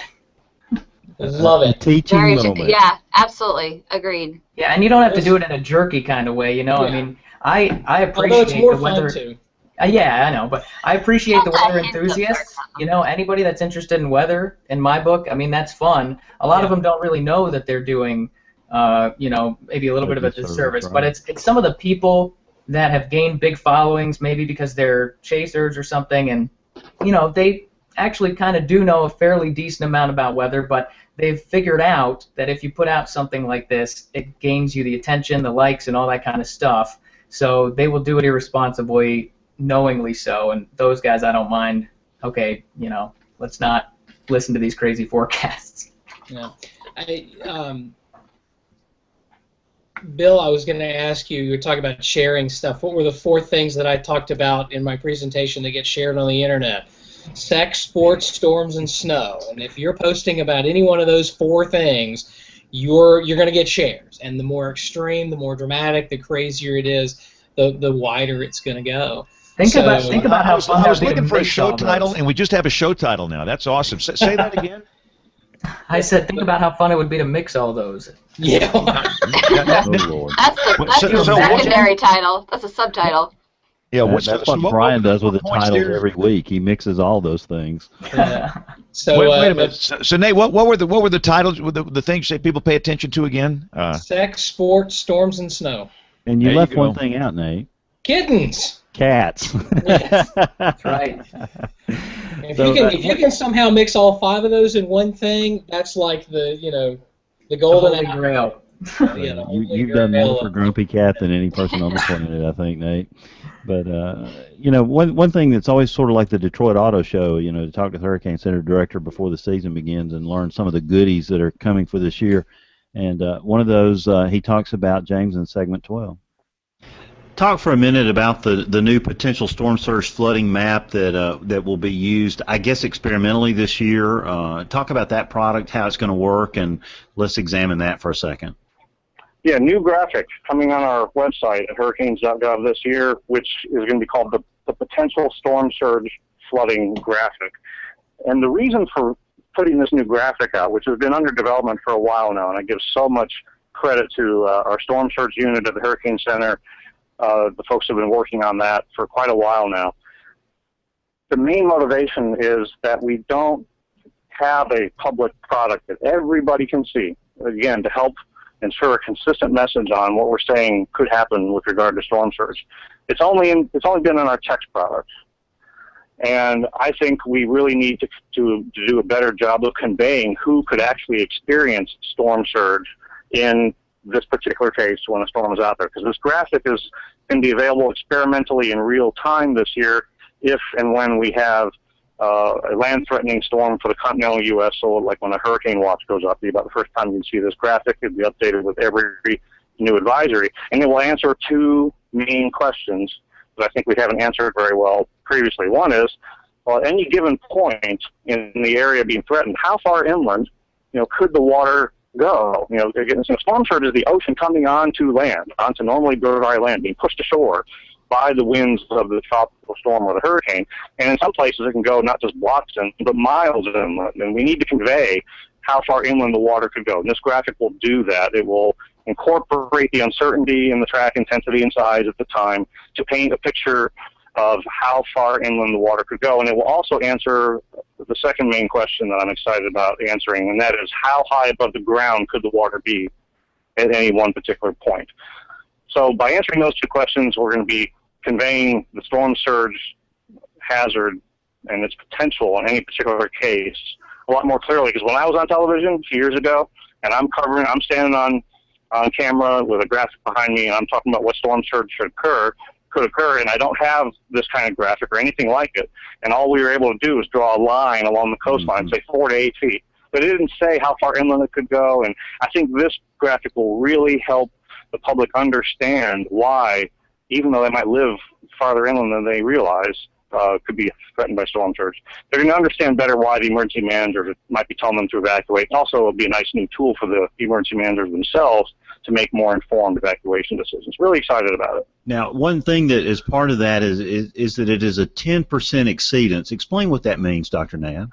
Another way to explain what that means is if you're looking at the graphic, you just pick a point on the map, and it will tell you at that point locally how high the water could get, and we're saying that there's a 10% chance that it will get at least that high. Now, 10% chance might sound like a really small chance, but when you consider how many different factors can determine what storm surge you get at an individual localized point, at any one point, the chances of that value being exceeded might be pretty small.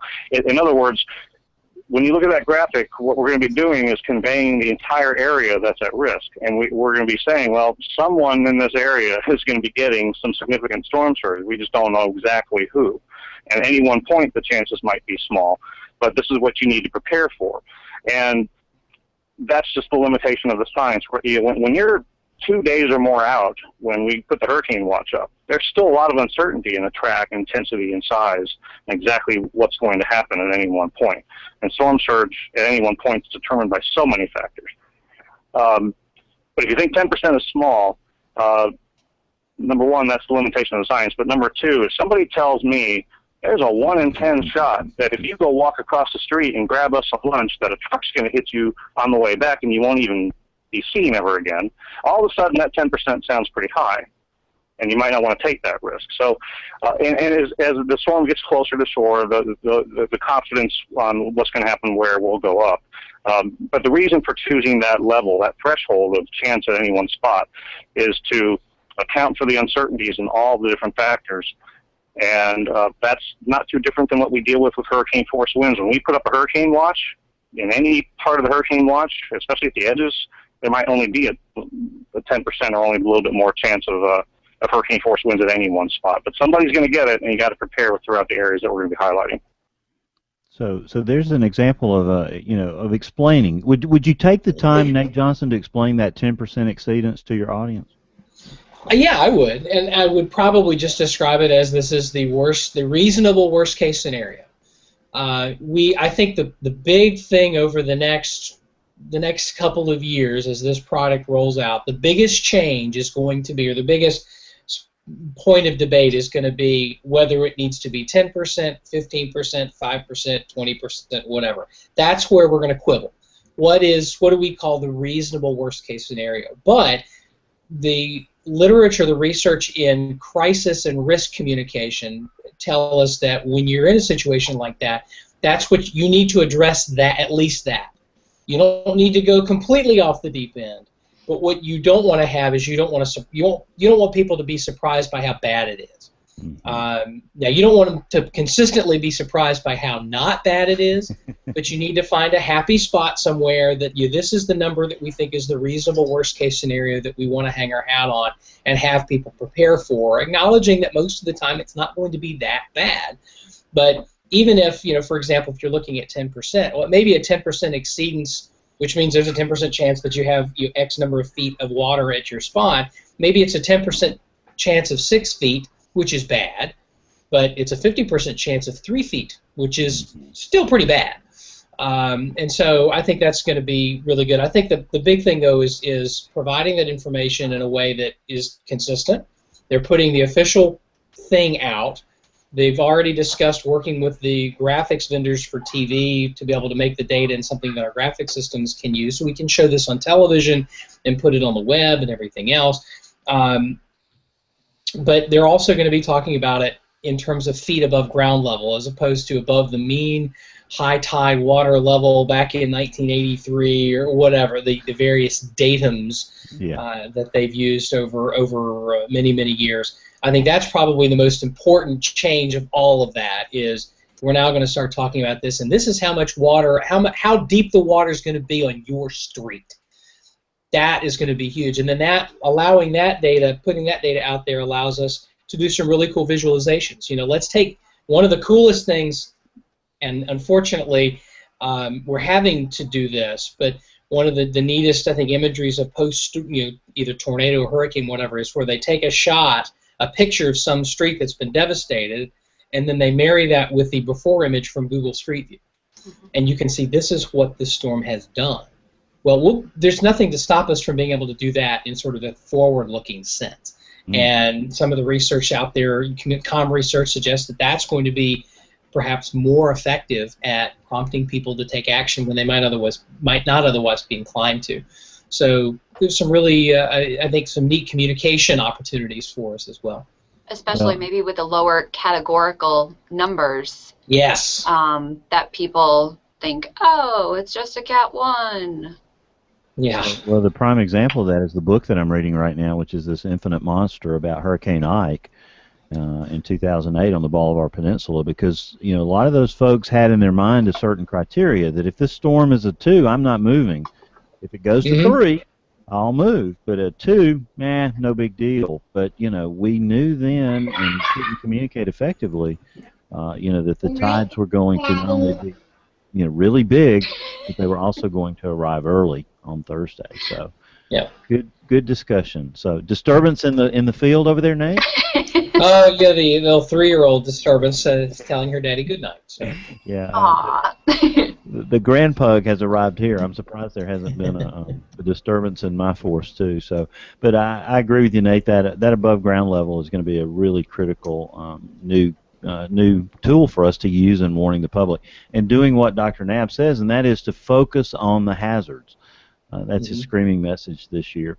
Also, we started to experiment with the new graphical TWO. That was important last year, but there were some changes in it in the second half of the year.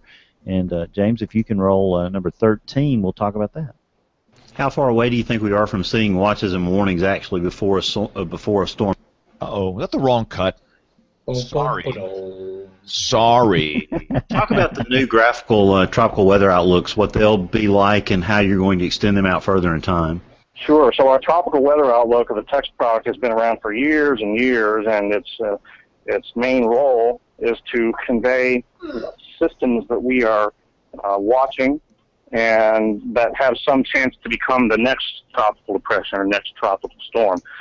And up through last year, we've had a graphical version of that product, but the text and the graphic have only gone out 2 days in advance, a 48-hour forecast on the development potential for each of these systems that's identified, and on the graphic we would identify where each system is. Well, for quite some time, we've had some emergency managers and media partners, including me. When I was a media partner, I wanted this, to provide information beyond 48 hours, because we can see in the models, we know just from past experience that something that's out in the eastern Atlantic, there's a lot that's going to happen beyond 2 days. And if something is trying to form close by and we only give out 2 days worth of information, well, what if there are impacts within the next 2 to 3 to 4 days? We need to give more heads up, longer lead time on these developing systems, especially if they're trying to form close to land. So after some internal testing the last few years with our hurricane specialists, experimentally forecasting the potential formation out to 5 days. We're going to go public with that this year. It actually showed up in our text product last year, the last half of the hurricane season, but now we're going to have a graphic that's going to, for every system that's in the outlook, it's going to outline the area in which the system could become a tropical depression or tropical storm over the next 5 days, and it'll be color-coded by what the chances are. If it's a high chance, it'll be a red area. And because some of these systems are going to be moving, it will provide a cone-ish kind of depiction on where the system is going. So it has two benefits: a 5-day heads up on the new systems, plus a depiction on where the system might be going as it tries to form. And again, for systems in the Gulf of Mexico, Western Caribbean, near the Bahamas, close to the U.S., or other land areas, the Eastern Caribbean will benefit from some of these products when the system's out in the tropical Atlantic. It'll really be the benefit we're really going to see from this product is when something could impact land in less than 5 days. We don't want to wait until we have a track forecast out there to be conveying where the systems could be affecting land. And so that immediately raises the question, could you actually see watches and warnings before a storm actually is named? And James, that's in segment 14. How far away do you think we are from seeing watches and warnings actually before a storm actually forms? Yeah, so folks might realize that we don't issue tropical storm or hurricane watches and warnings if it's not a tropical cyclone already. If it's trying to develop, we can't put out those watches and warnings at the front end of the whole system. But the problem with that is that if you have, again, if something that's forming near land, it could impact land areas within a day or within 2 days, but we can't put out a tropical storm watch or warning at that stage, only when it becomes an actual depression or storm. So we're not going to do anything new about that this year, except, of course, what we just talked about, the 5-day outlook graphic conveying where these systems are going. But we're having a very active conversation with our partners throughout this year in 2014, and so perhaps, depending on how that goes, maybe in 2015 it would be something we would consider doing, which would be when there's a high chance of a system becoming a depression or storm, and it has a significant potential to impact land areas with winds of tropical storm force, for example, within the watch time frame, within the 48-hour time frame. In those cases, I would like to seriously consider putting out a tropical storm watch, or when the time comes, a warning, and maybe convey that through our tropical weather outlook, and don't wait until it becomes a depression or a storm. And we don't want to overdo it. We want to do it in cases where our confidence is relatively high. But I also don't want to leave out folks from getting a warning. I don't want to underwarn people when there's a significant chance of something impacting land and it's trying to form really close to home. So it's all about focusing on the hazards and putting out the appropriate watches or warnings at the right time, despite what kind of system it is. So we're going to see what our emergency managers and media partner folks say during the next year, because the trick with that is we're not going to put out a full-blown track and intensity forecast with that. It's just going to be a watch or a warning along with our graphical outlook. So it sounds like we'll have some new fun products. It's hard to imagine that the hurricane season is just a month away in the Atlantic now. Any comments or questions about what Dr. Knapp's talked about with those new products, or comments on existing products? I think that I'm pretty happy with them. Yeah, the challenge, I think, is going to be figuring out procedurally how those things get into the various places where they need to go, because so much of how the Weather Service communicates is structured and formatted, and it's very predictable, and that has certainly a lot of advantages. One of the advantages is it's very easy for computer people to write things expecting a certain computerized format of this sort of information. It's not very human readable, but it is easy for the computers, and then the broadcast folks and whatnot can do that as they need to. I think the challenge is going to be, well, if it doesn't have a name, then it's a tropical storm warning for Invest 97, whatever that is. But I think that actually gets back around to one of the things that he's talked about in terms of just warning on impacts and focusing on the hazards. What is this thing actually going to do? I don't care what it's called, but what's it going to do? And the thing with Sandy was it was a hurricane, and then it wasn't a hurricane, but it was still going to be bad. And so a lot of people, not necessarily everybody, but there's some people that perceived that as a problem, and certainly there were a lot of television time spent discussing it. On the flip side, if it isn't something yet, we don't have that baggage, and so focusing on the hazards, the specific hazards, I think makes perfect sense.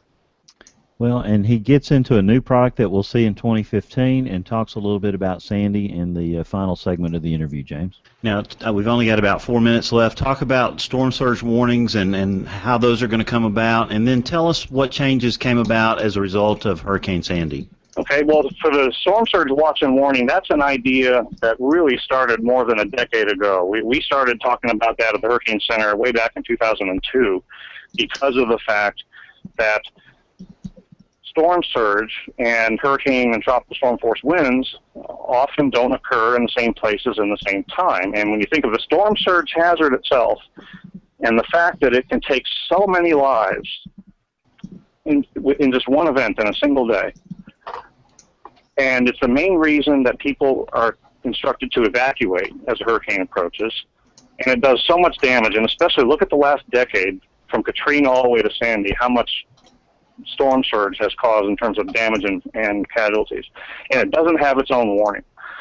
So we felt for a long time that it does need its own warning, and we've set a target date of 2015 to launch that experimentally, a new storm surge watch and warning, separate from and in addition to any hurricane or tropical storm watches and warnings, again, because you can easily have them to be in different places and different times. Think of Ike in 2008.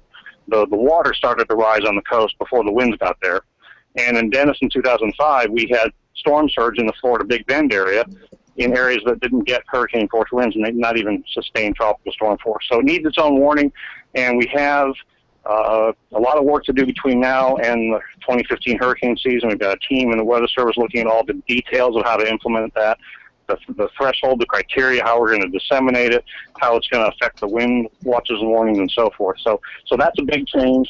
And of course, as you mentioned, there have been other changes to our watch and warning strategy post-Sandy, and the main thing is that we can now continue to issue advisories on a post-tropical cyclone that's lost its tropical characteristics. It used to be tropical, now it's not. But we can continue to write advisories from the Hurricane Center on such systems, and when there's a significant threat to life and property, we can issue or maintain tropical storm and hurricane watches and warnings, even though it's no longer either one of those is post-tropical. And again, the reason for all of this is so we can focus on the hazards, where and when they're going to occur, and get people prepared for those hazards, and less focused on the category of the system, what kind of system, and so that people take the right kinds of action, because what you do if you're really threatened by storm surge is different than if you're just threatened by wind. So it's a really exciting time, and a lot of changes coming, and we're going to be busy the next couple of years working on those changes and letting people know how it's all going to play out. Well, that's a great place to end our talk today. Focus on the hazards. I know that's the message that you're trying to convey. We thank you for your leadership. We thank you for your service to our country and to our world. Dr. Rick Knabb, it's been an honor and a pleasure to speak to you today. Well, thank you so much for having me, for helping us get the word out. And I know that lots of meteorologists really enjoy the medium that you all bring forth.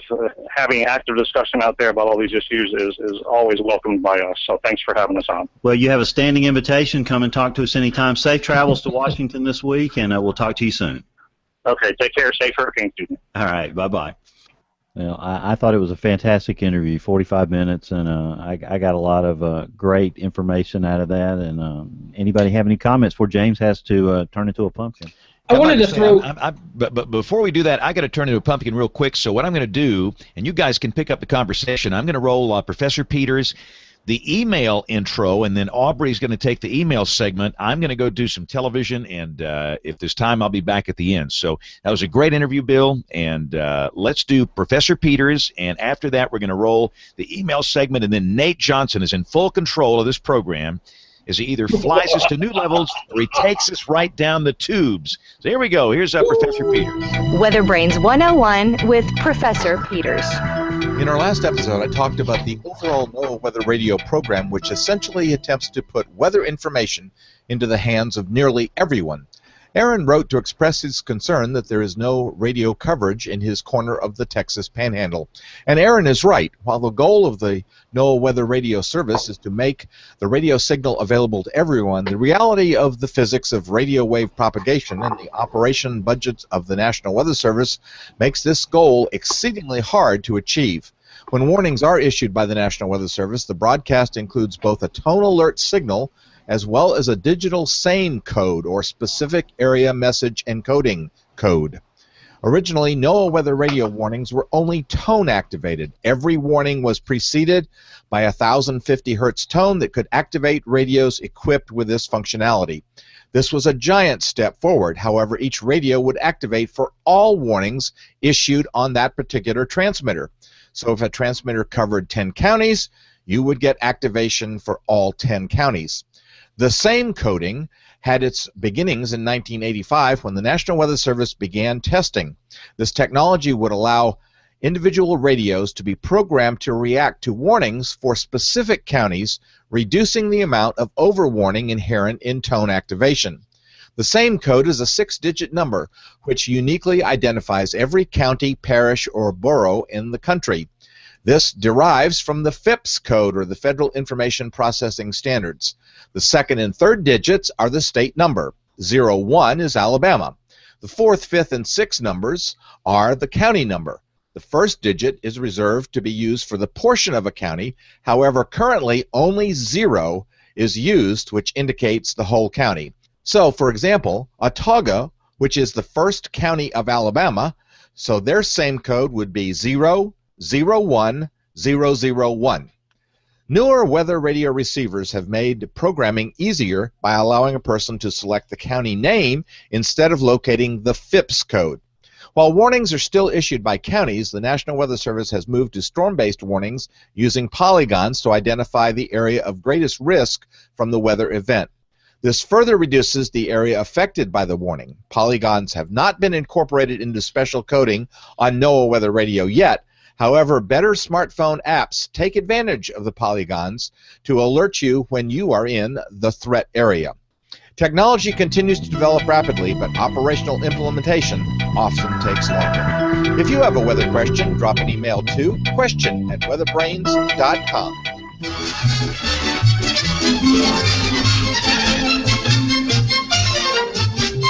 Letters.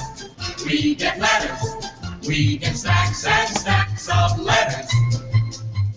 And Aubrey, we have missed our email inbag for so long. We're glad you're here, and we're looking forward to seeing what folks are telling us on the internets. Take it away. And you'll need to unmute. There we go.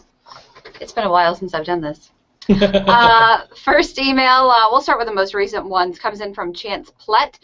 He sent in a really cool picture of he called it a dust rainbow, which was actually a full rainbow with dust coming up on either end. Really nice image. And then from, let's see, we'll have to save that one for when James comes back. Brandon McKenzie asked, in Georgia, asked that he was watching SPAN's coverage the other night during severe weather, and he noticed that he was using RadarScope's data versus data from the TV station, and he was asking why that was, what was the benefit. Anyone know, or should we wait until James gets back? I can't speak for James. I know that I'm familiar with the application, and there are a couple of things. I know a lot of stations have it sort of as a backup, maybe our main graphic system goes down, and this is a nice, inexpensive, but reliable way to get data on TV in a pinch. Some stations are using it as a complement to their main graphic system, and at least in James's, I watched some of their coverage earlier this week on Monday night, and you know, it's very easy to control. It's clean on TV. So there are a lot of, I think, advantages to it, and you're using with that the level 2 NextRad data, which is some of the highest resolution, and it's good, it's current, it's up to date. I think the mapping for television purposes, there aren't enough towns, there aren't enough roads and towns on there to help people orient to where they are. But that's the only real knock I have on it. And I have an old GM that probably wouldn't appreciate the fact that it's black background and whatnot, but I think that actually helps the data to stand out more clearly. So. Yeah, for us, we have all the Barron products. We're kind of, if you want to call it the flagship whatever station, because Barron's here in town in Huntsville, beta test a lot of stuff for them. So, we've got Omni, we've got Fast Track, and Viper, which is actually kind of nice to have both of them because they both have their own good things about them. I'm personally a Fast Track guy, but there are some things about Fast Track that still drive me nuts. Namely, it's just really old school. It takes a lot of learning, and I've used it a ton, and sometimes I still get a little goofed up with it. If there would be just one thing, it would just be so great to be able to grab that screen and move it around instead of have to guess and just click. I don't know if you guys know what I'm talking about. I'm sure. Yeah, I know exactly. It probably took me 5 years before I figured out how to use that, and I still, everything else has gone to the touch and move the map as opposed to recenter, and so maybe that's a behavioral thing they can fix in a future release. But I'm with you. Viper has its advantages, and I know ESP and Max Storm are great, but in a severe weather situation, give me my fast track with my live radar and get out of the way. Yep. So The that's all I nice thing about Viper is, I think the best thing about it is you can just put your mouse over any spot, and you'll see on the side whatever town name that you're hovering over. If you right-click, that town name will pop up.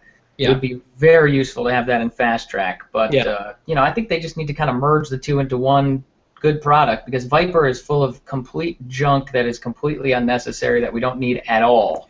Back from the days when they were trying to make Viper an all-weather, do your entire weather show, and I think it tried to do too many things and never did all of them very well. But I like that. The thing about Fast Track I like is that any data product you want to show, any visual you want to show, is never more than 2 clicks away from anything. That's true. Sometimes it's very buried, though. That's the problem. Yeah. The only my biggest complaint about Fast Track is that and this is nothing I haven't told the folks at Barron. In full disclosure, I used to work there, but the biggest complaint about Fast Track is the radar, the live radar control. If you didn't know where to look, you would never find it, because it's buried under a panel, under views, and then data, and then radar control. And that's how you tell Fast Track which one of your live radar's products, like reflectivity or velocity or correlation or spectrum width, that you want to put on television. So that's the one thing that's there, and they've improved that since then. I think largely because they got sick of hearing me complain about it. Oh yeah, I mean, it's got a great setup now. I mean, at least I would imagine we're probably on somewhat of a similar version at this point. But I mean, we've got a nice little box on the side where you can make as many boxes as you want. Yeah. And we've got ours set up, to just have BR for base reflectivity, SRV, and they're all small and they're 1 click. So that's really nice and easy. But again, you can do a lot of useful stuff on it.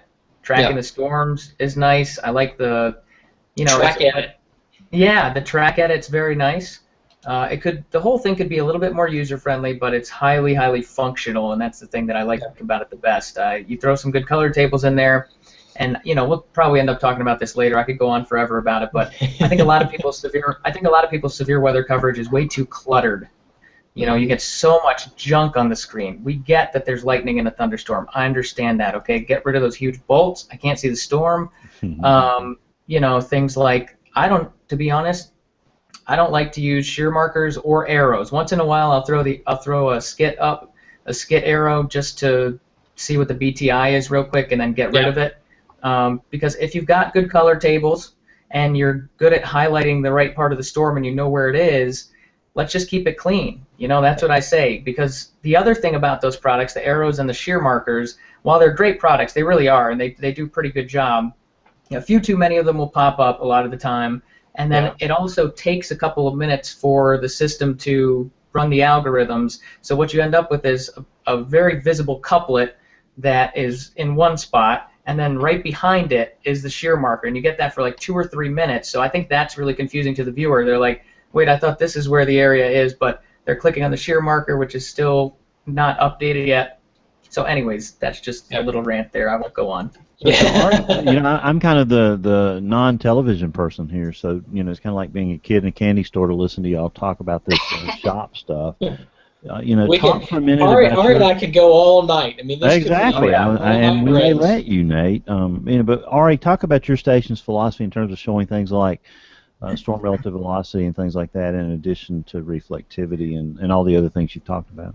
Well, we use whatever makes it the most simple for the viewer to understand what's happening.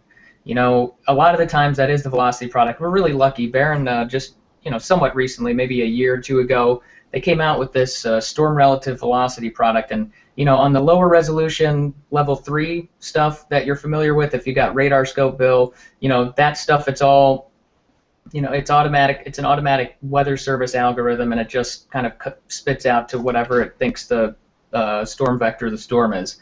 Up until recently, we weren't able to do that with storm relative velocity at the level 2, the super res data. So you would have to manually go in and do it, and it was kind of a buried deep in Fast Track type of way to do it.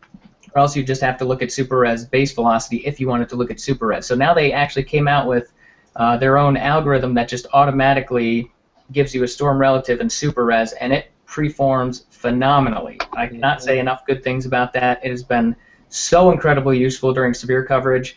And, you know, I'll show you in a little bit. I mean, I don't know where we want to go with this, but I mean, I've got screen share stuff ready to go. I'll show you some of the radar images and all that kind of stuff. But, you know, the other night, the correlation coefficient was a humongous asset. It was my first time since I've been here using that, and at least 4 or 5 times. I mean, if you want to include the Tupelo tornado as it was coming in, we cut in for that, even though it died down before it got to northwest Alabama. But you know, it was pretty violent still on the ground when it wasn't too far away from us.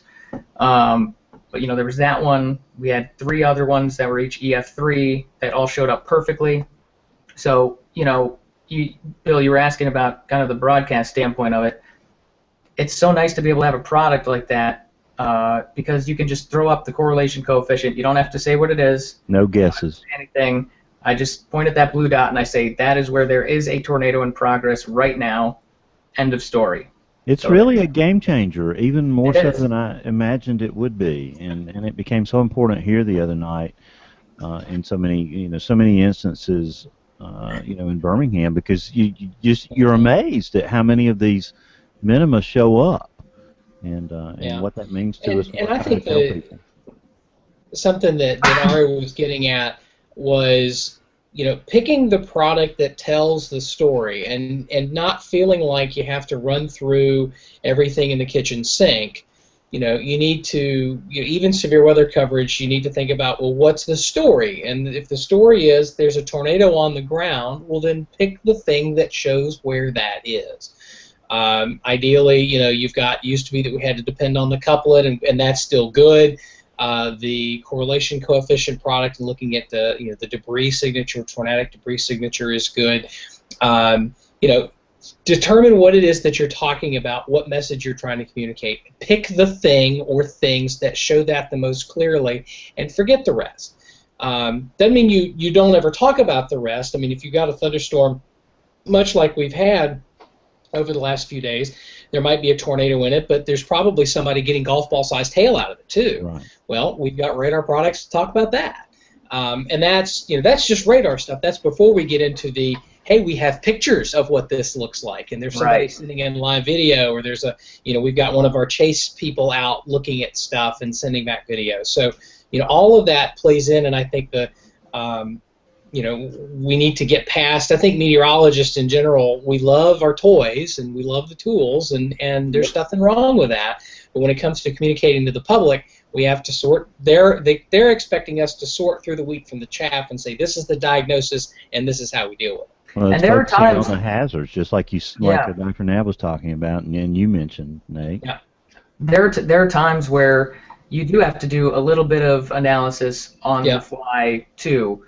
But you try to, and that's why it's important to know your trade so well. You know what I mean? A couple of times the other night when they would throw up reflectivity, I was on the wall for a little while, and Isaac would throw up reflectivity, and then he'd throw up correlation coefficient real quick. I've seen so many debris signatures and studied so many radar files that even if there was a blue area right next to the hook that was not a debris signature, I knew it instantly. So that made it easy. Now, the other thing is keeping things clean. As I mentioned, I talked about taking the lightning off. That's a big one. The arrow markers, the shear markers, all those products. In addition to that, there have been times, and Monday night I did this several times, when we had multiple tornado warnings up, I just straight up took off the severe thunderstorm warnings and the flash flood warnings. Not the biggest concern right then. So, I think a lot of people might be a little scared to do that. One day I just decided we're just going to do this because I want to make it. I want a radar product on there where it's clear to see what's going on, and a tornado warning polygon. End of story. You know what I mean? Yeah. Now, you mentioned something, and Nate, I'd like for Ari to expand on it, because not everybody understands the difference between level 2 and level 3 data, and you explained it very, very well. Ari, so talk about that again for a moment, especially for our enthusiasts who are really familiar with the Gibson Ridge product but may not understand what you talked about there. Yeah, sure. Basically, it's really simple. I don't know why they're called what they're called. It kind of makes it sound confusing to me, kind of like when they call those storms. I do, and I can explain it if you want. Sure, go ahead. Well, the radar data come in different flavors. There's level 1, level 2, level 3, and the higher the number, the more processing and the more abstract, the farther away you got from the radar. And so the radar is scanning, and it's essentially producing electric signals, I's and Q's. That's your level 1 data. Your level 2 data is that first step of we've taken all of the electrical data off of the receiver and we translated it into these various what are called moments. Moments: reflectivity, velocity, spectrum width, rho HV or correlation coefficient, differential reflectivity, that sort of thing. The sort of main moments, and then some of these derived moments. Level 3 is the same thing, but it's what's been packaged for the older sort of legacy days back when data from these radar sites, data communication lengths were not very large. And so we had to essentially reduce, the radar's always been scanning it at an even higher resolution than level 2, but it's capped because of the communication bandwidth issues. And we're still, that's still an issue in some sense. So the level 2 data is actually, normally we think of the higher number is better, but in this case the lower number is the better data, higher resolution, not necessarily faster, but you tend to get the higher resolution stuff and a slightly different set of products, but for the most part you're getting the same stuff now with 2 and 3. And the Gibson Ridge stuff is fantastic because if you can get the level 3 stuff, which is fairly easy to get. It's pretty much free at this point. Level 2 data used to be very, very expensive because of the communication links and everything that were set up to distribute that. You had to be part of one of these consortiums, and there was a lot of money spent on data bandwidth and that sort of thing. But even that now, if you own the Gibson Ridge stuff, you get access to the owner forums, and they'll tell you exactly where to get it for free. Thank you, Darrell Hortzman at Iowa State. So basically, that was the scientific explanation. For the people who maybe want the more basic one, level 3 is low res, level 2 is higher resolution. It's basically kind of the same data, but good to have that background too. Now, and this especially to Ari and Nate and Aubrey, asked a question, because Kevin Laws here in Birmingham spent a lot of time, fussing about the fact that the Nyquist velocity, is not being resolved by a lot of the weather vendors. Where are we at right now in terms of what you guys shops are using? And I thought it was interesting. We walked in from Charleston Monday at 4 o'clock, just in time for the Tupelo tornado, and flipped on the Weather Channel. And I have to say first, they did a fantastic job covering that tornado.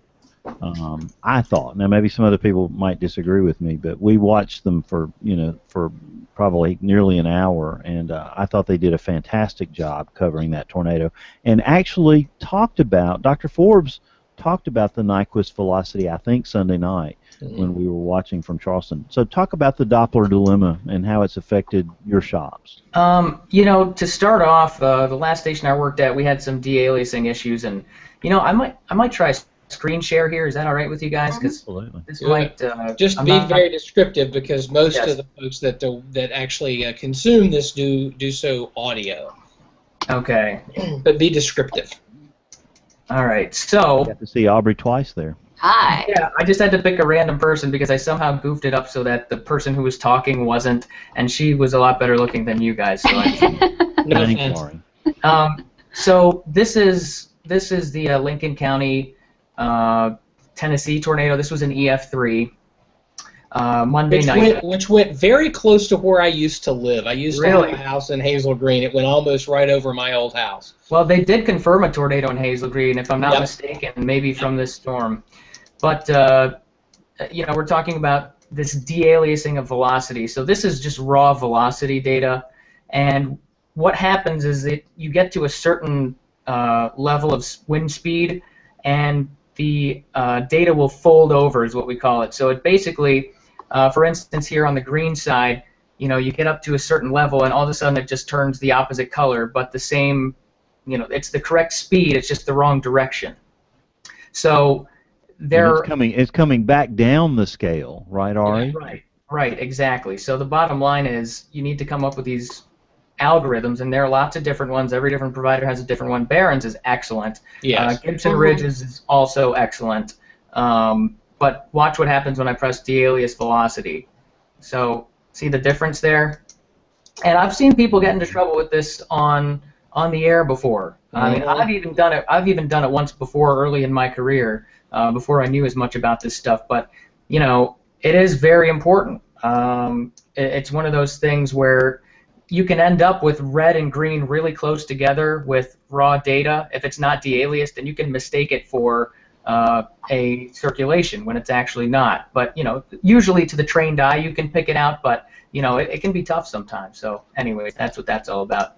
The radar course that I took in at NC State during my undergraduate was we actually had to manually de-alias velocities. Oh wow, that must have gave us a couple of radials, and we had the algorithm to actually manually do that. And it's once you get the hang of it, it's not bad, but there's a certain mind bending to it. I mean, in a sense, the radar in any given mode can only detect velocity up to a certain point. It's almost like a police car's radar detector it's only got 2 digits, and so if you're going more than 100 miles per hour, what are you going to see? You're going to see the 100. You don't know. In this case, we actually can know that to a certain extent, and it requires some manual work, or in this case, some automated stuff. That, like you said, the Barron algorithm is good.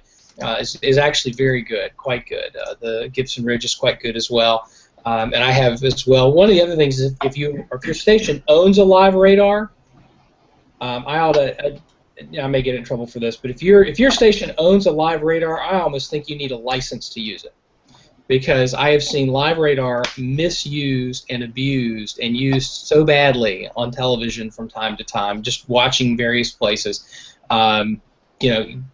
you give yourself enough rope, you can hang yourself with it. It's very easy to do that. And I remember after taking that radar course in college, sort of the very beginning of my career, the one thing people asked me about that course, and I said the thing about this course is you don't know what you didn't know until you take it. There are so many things about radar and how it worked and stuff that you think you can know, that you think you can figure out because, it's just an image and whatever, until you realize that you've been doing it wrong the whole time. And that's that, I think, and plus being able to milk the radar. We have too many stations who are content to run their radar, just sweep it around at half a degree and never switch it into velocity mode, and never even recognize that you can have multiple velocity modes with different PRFs, and you can do all kinds of stuff with it. That it can be such a fantastic tool, and I think so many stations spend hundreds of thousands of dollars on these things and never use it beyond just a basic sweep. And if that's all you're doing, why would you spend $600,000 on a radar? Go just get yourself a copy of Gibson Ridge and knock yourself out, because you're not going to get any better than that. But if you're going to use it, it can be a phenomenal tool.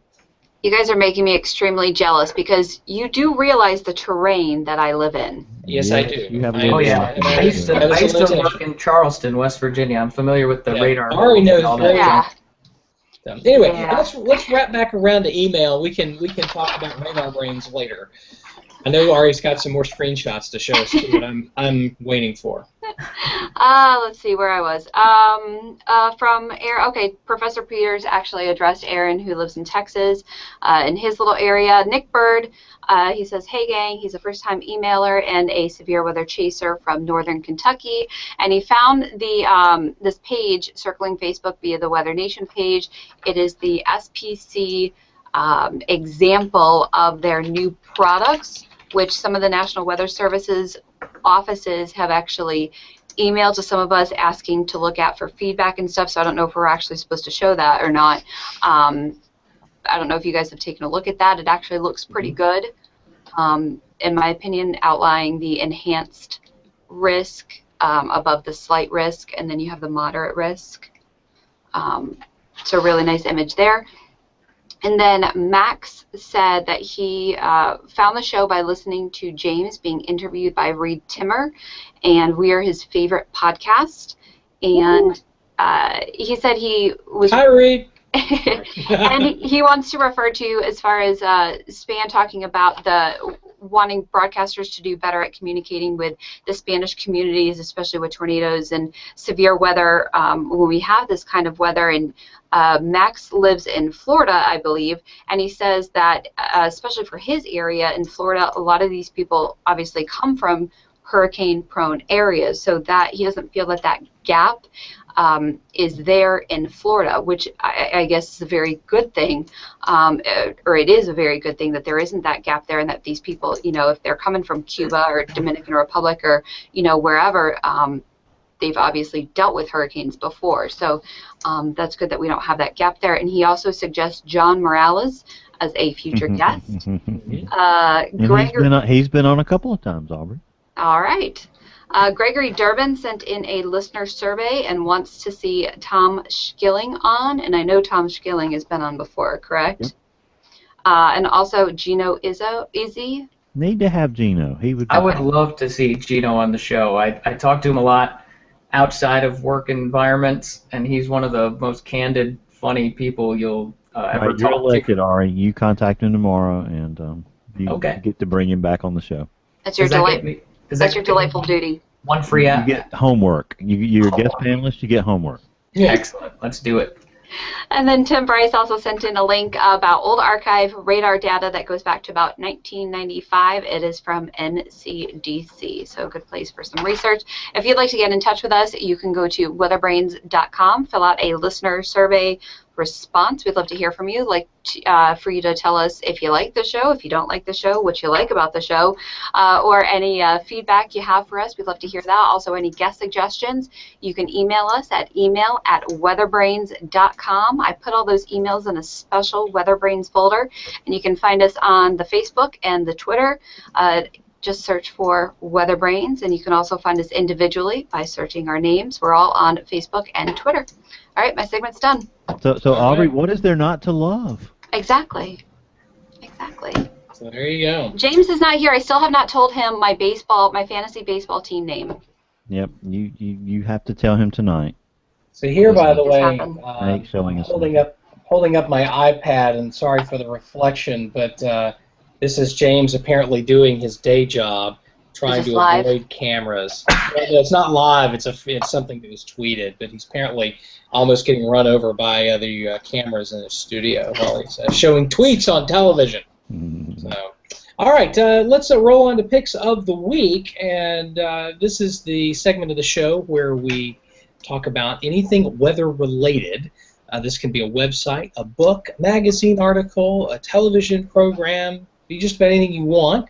And we'll start. I'll actually start, and we'll go from my side of the screen down over to Ari, because I know he's got some screen grabs, and I have a feeling that's going to lead to another conversation about cool stuff. So my pick of the week is the Drought Monitor from the University of Nebraska-Lincoln. We're getting back into drought season in some parts of the country. We actually had a lot of rain here in North Carolina, and so we've only got one county that's even abnormally dry, but that is not the case out west, where they're dealing with a large portion of the west that is either extreme, exceptional, very bad drought, and likely to see some issues with that unless the El Nino fires up and we can get some rainwater out that way. But of course, you get too much of that at one time and you have some problems. So, Bill Murray, pick of the week, sir.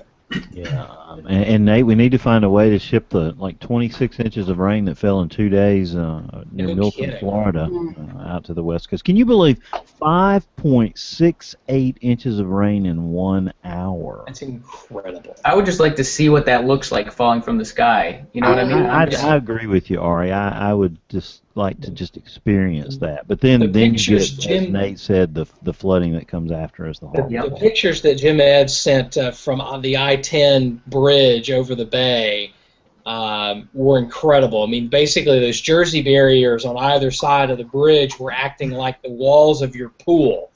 And there's just water sloshing around everywhere. It couldn't drain. I mean, it was coming down so hard. It wasn't water coming from, the body of water over which the bridge was going. That was just rainwater that had collected. That was crazy. Yeah, it's nuts. My pick tonight, Dr. David Pravat, who's a former guest also a few weeks ago, has published his initial engineering look at the tornadoes in Arkansas on Sunday, and I provided a link to that through the University of Florida file sharing service. Of course, next Monday night, seems like that'll be just around the corner. Tony Rice, friend of the show, will be talking about astronomy for METS, and Jared Rennie from the National Climatic Data Center will be joining us. And I almost tweeted you a picture of a diet Cheerwine from Charleston the other day. And I know you don't like those, Nate, but I've never heard of that. Is that an adult they had them beverage? in Charleston. Diet is bad. No, there's no wine. It's just a soft drink, and if you like, cherry flavored, the idea of a cherry flavored cola, and if that appeals to you in any way, shape, it's the greatest cola ever. It's awesome, and Sounds good. my understanding that you can acquire it at Cracker Barrel in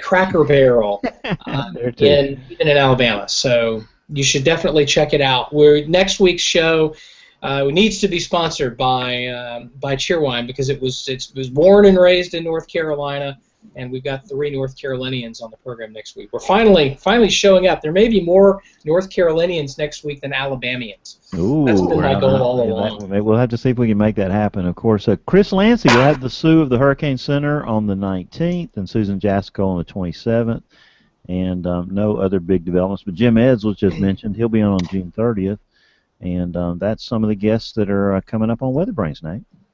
All right. Aubrey, pick of the week.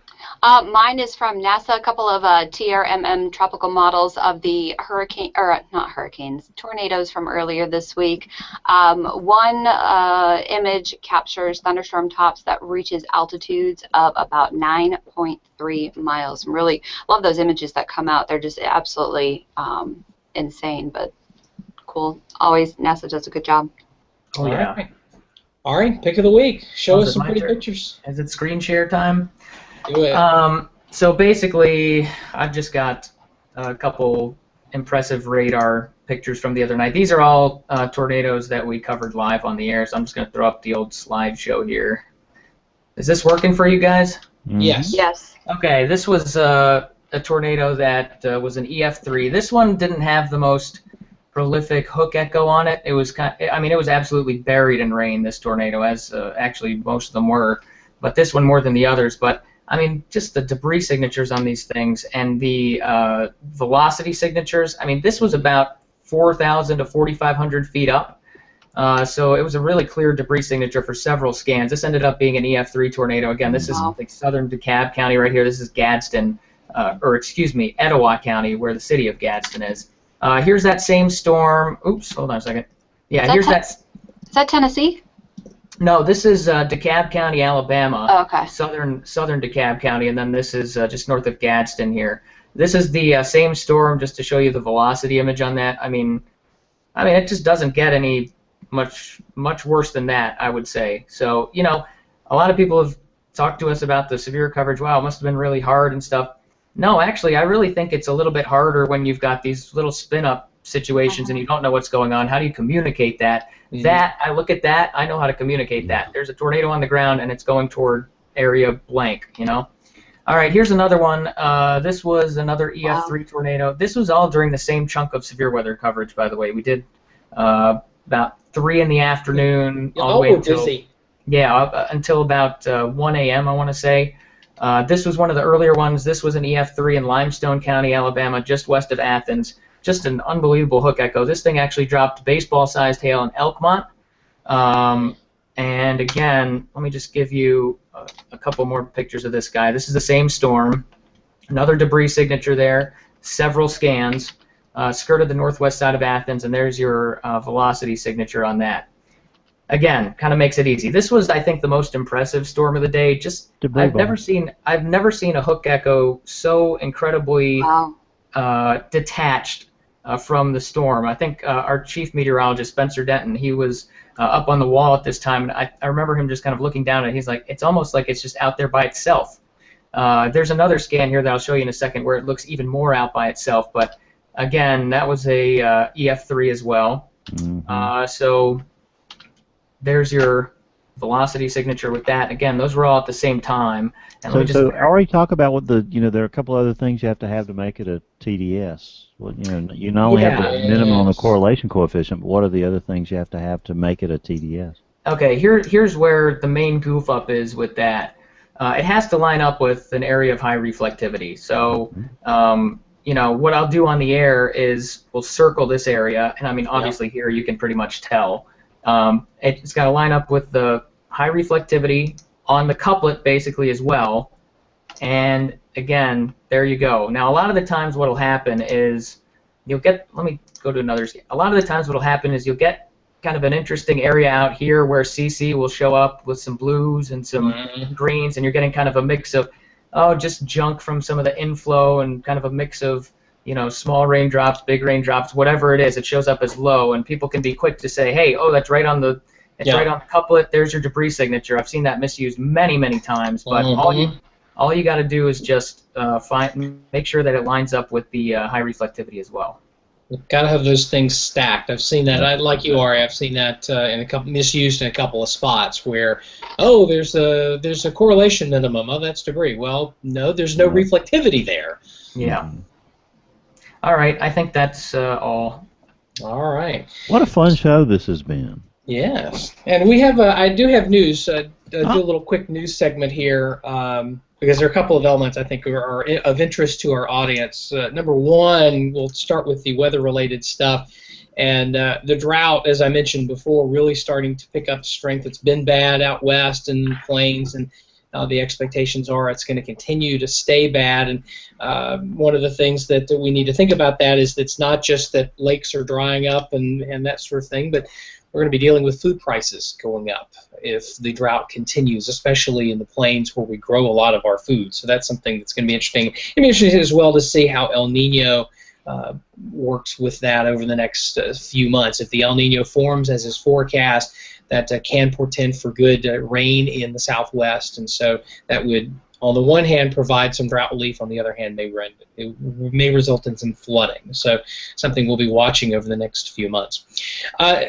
And Ari, I think I don't know if any of this was shot in your area or not, but there's been a lot of drone video where folks are taking these very small quadcopter type things, mounting a GoPro to it, and then sending it up with a remote control and flying it over. We saw some really, really compelling video in Arkansas. A little bit of that as well in Pensacola with the flooding over the last couple of days. Tupelo, yeah. And this is going to be really interesting because the FAA, for their part, said you can't use it. TV stations aren't supposed to be using this, and at least in the Arkansas case, it was a television station photographer doing it, but I don't think it was with a station quadcopter. I think the argument might be made that he wasn't, I don't know if he was on the clock or not, but the station used it. And, big to-do about that. The FAA says you're not supposed to use it, but the FCC hasn't said anything about it.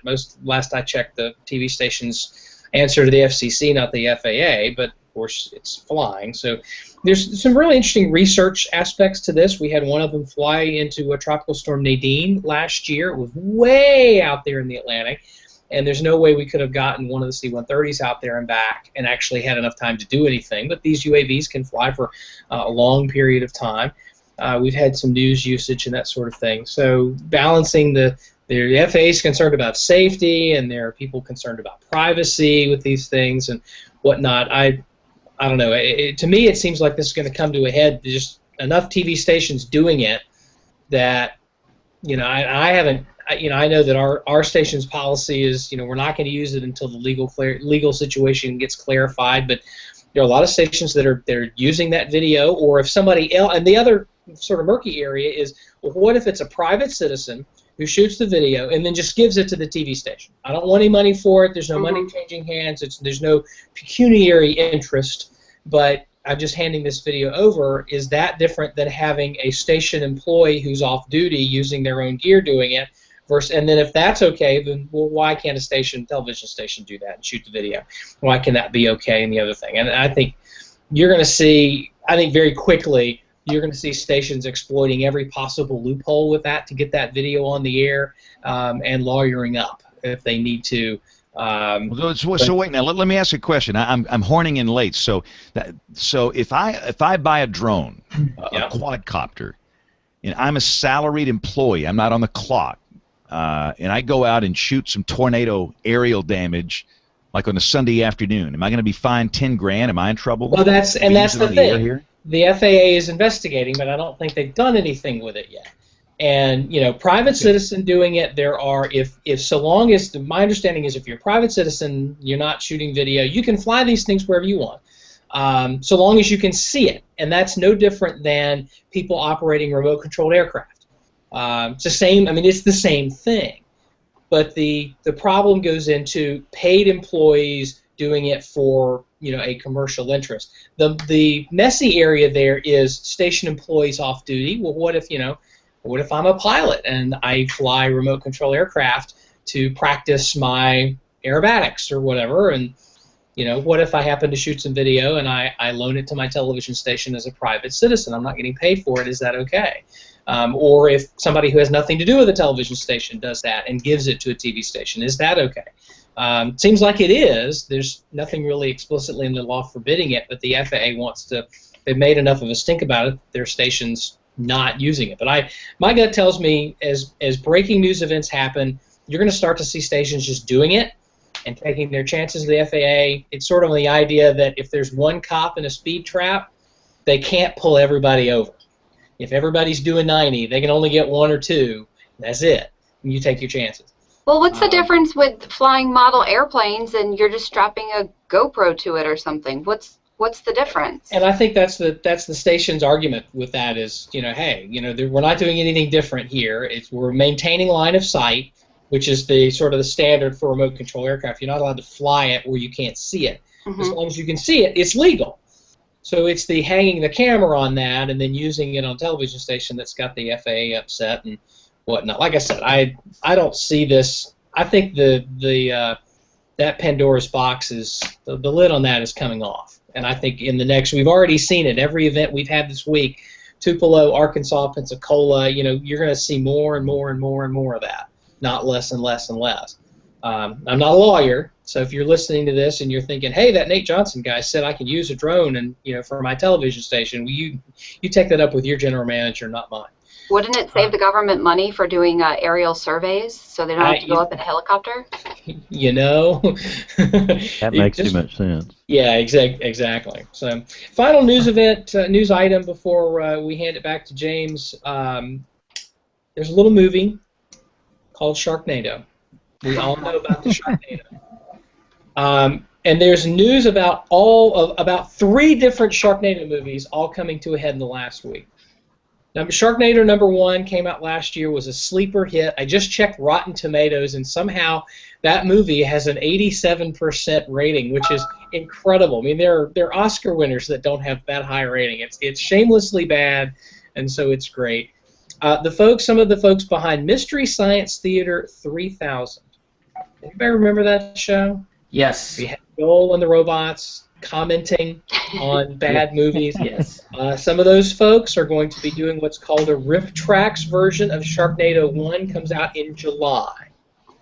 So I will be buying a ticket for that. Also, Sharknado 2 set for release in July of 2014. That one will be set in New York City. Sharknado, the second one, is the official title. And Studio greenlighted, thank you, greenlighted Sharknado 3.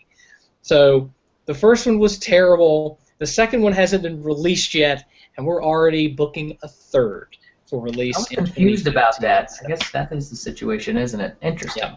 So we will have 2 different versions of Sharknado. I'm quite frankly, looking forward to the RiffTrax version of Sharknado 1. That's going to be, because that to me was the best part of it, was going with another group of people and doing the sort of MST3K treatment to it. So, and that's your news for this week. If you have any news segments, you can news items, send them to me, email at weatherbrains.com, or tweet me. I am at NSJ on the Twitter. Back to you, James Spann.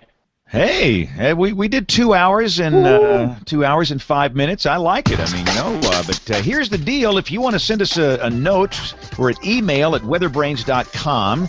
All of our social media accounts are up on the website, weatherbrains.com. The show notes are going to be poorly done this week because I'm doing them, but by golly, enough is there to figure out what's going on. So we'll see you. We're typically here Mondays, 8:30 Central, 9:30 Eastern, live.bigbrainsmedia.com. We've had a blast doing a Thursday night special, but we'll catch Monday night of next week. We'll go back on the regular schedule. So on behalf of the entire Weather Brains crew, I'm James Spann. Thanks for listening. Have a great week, and God bless.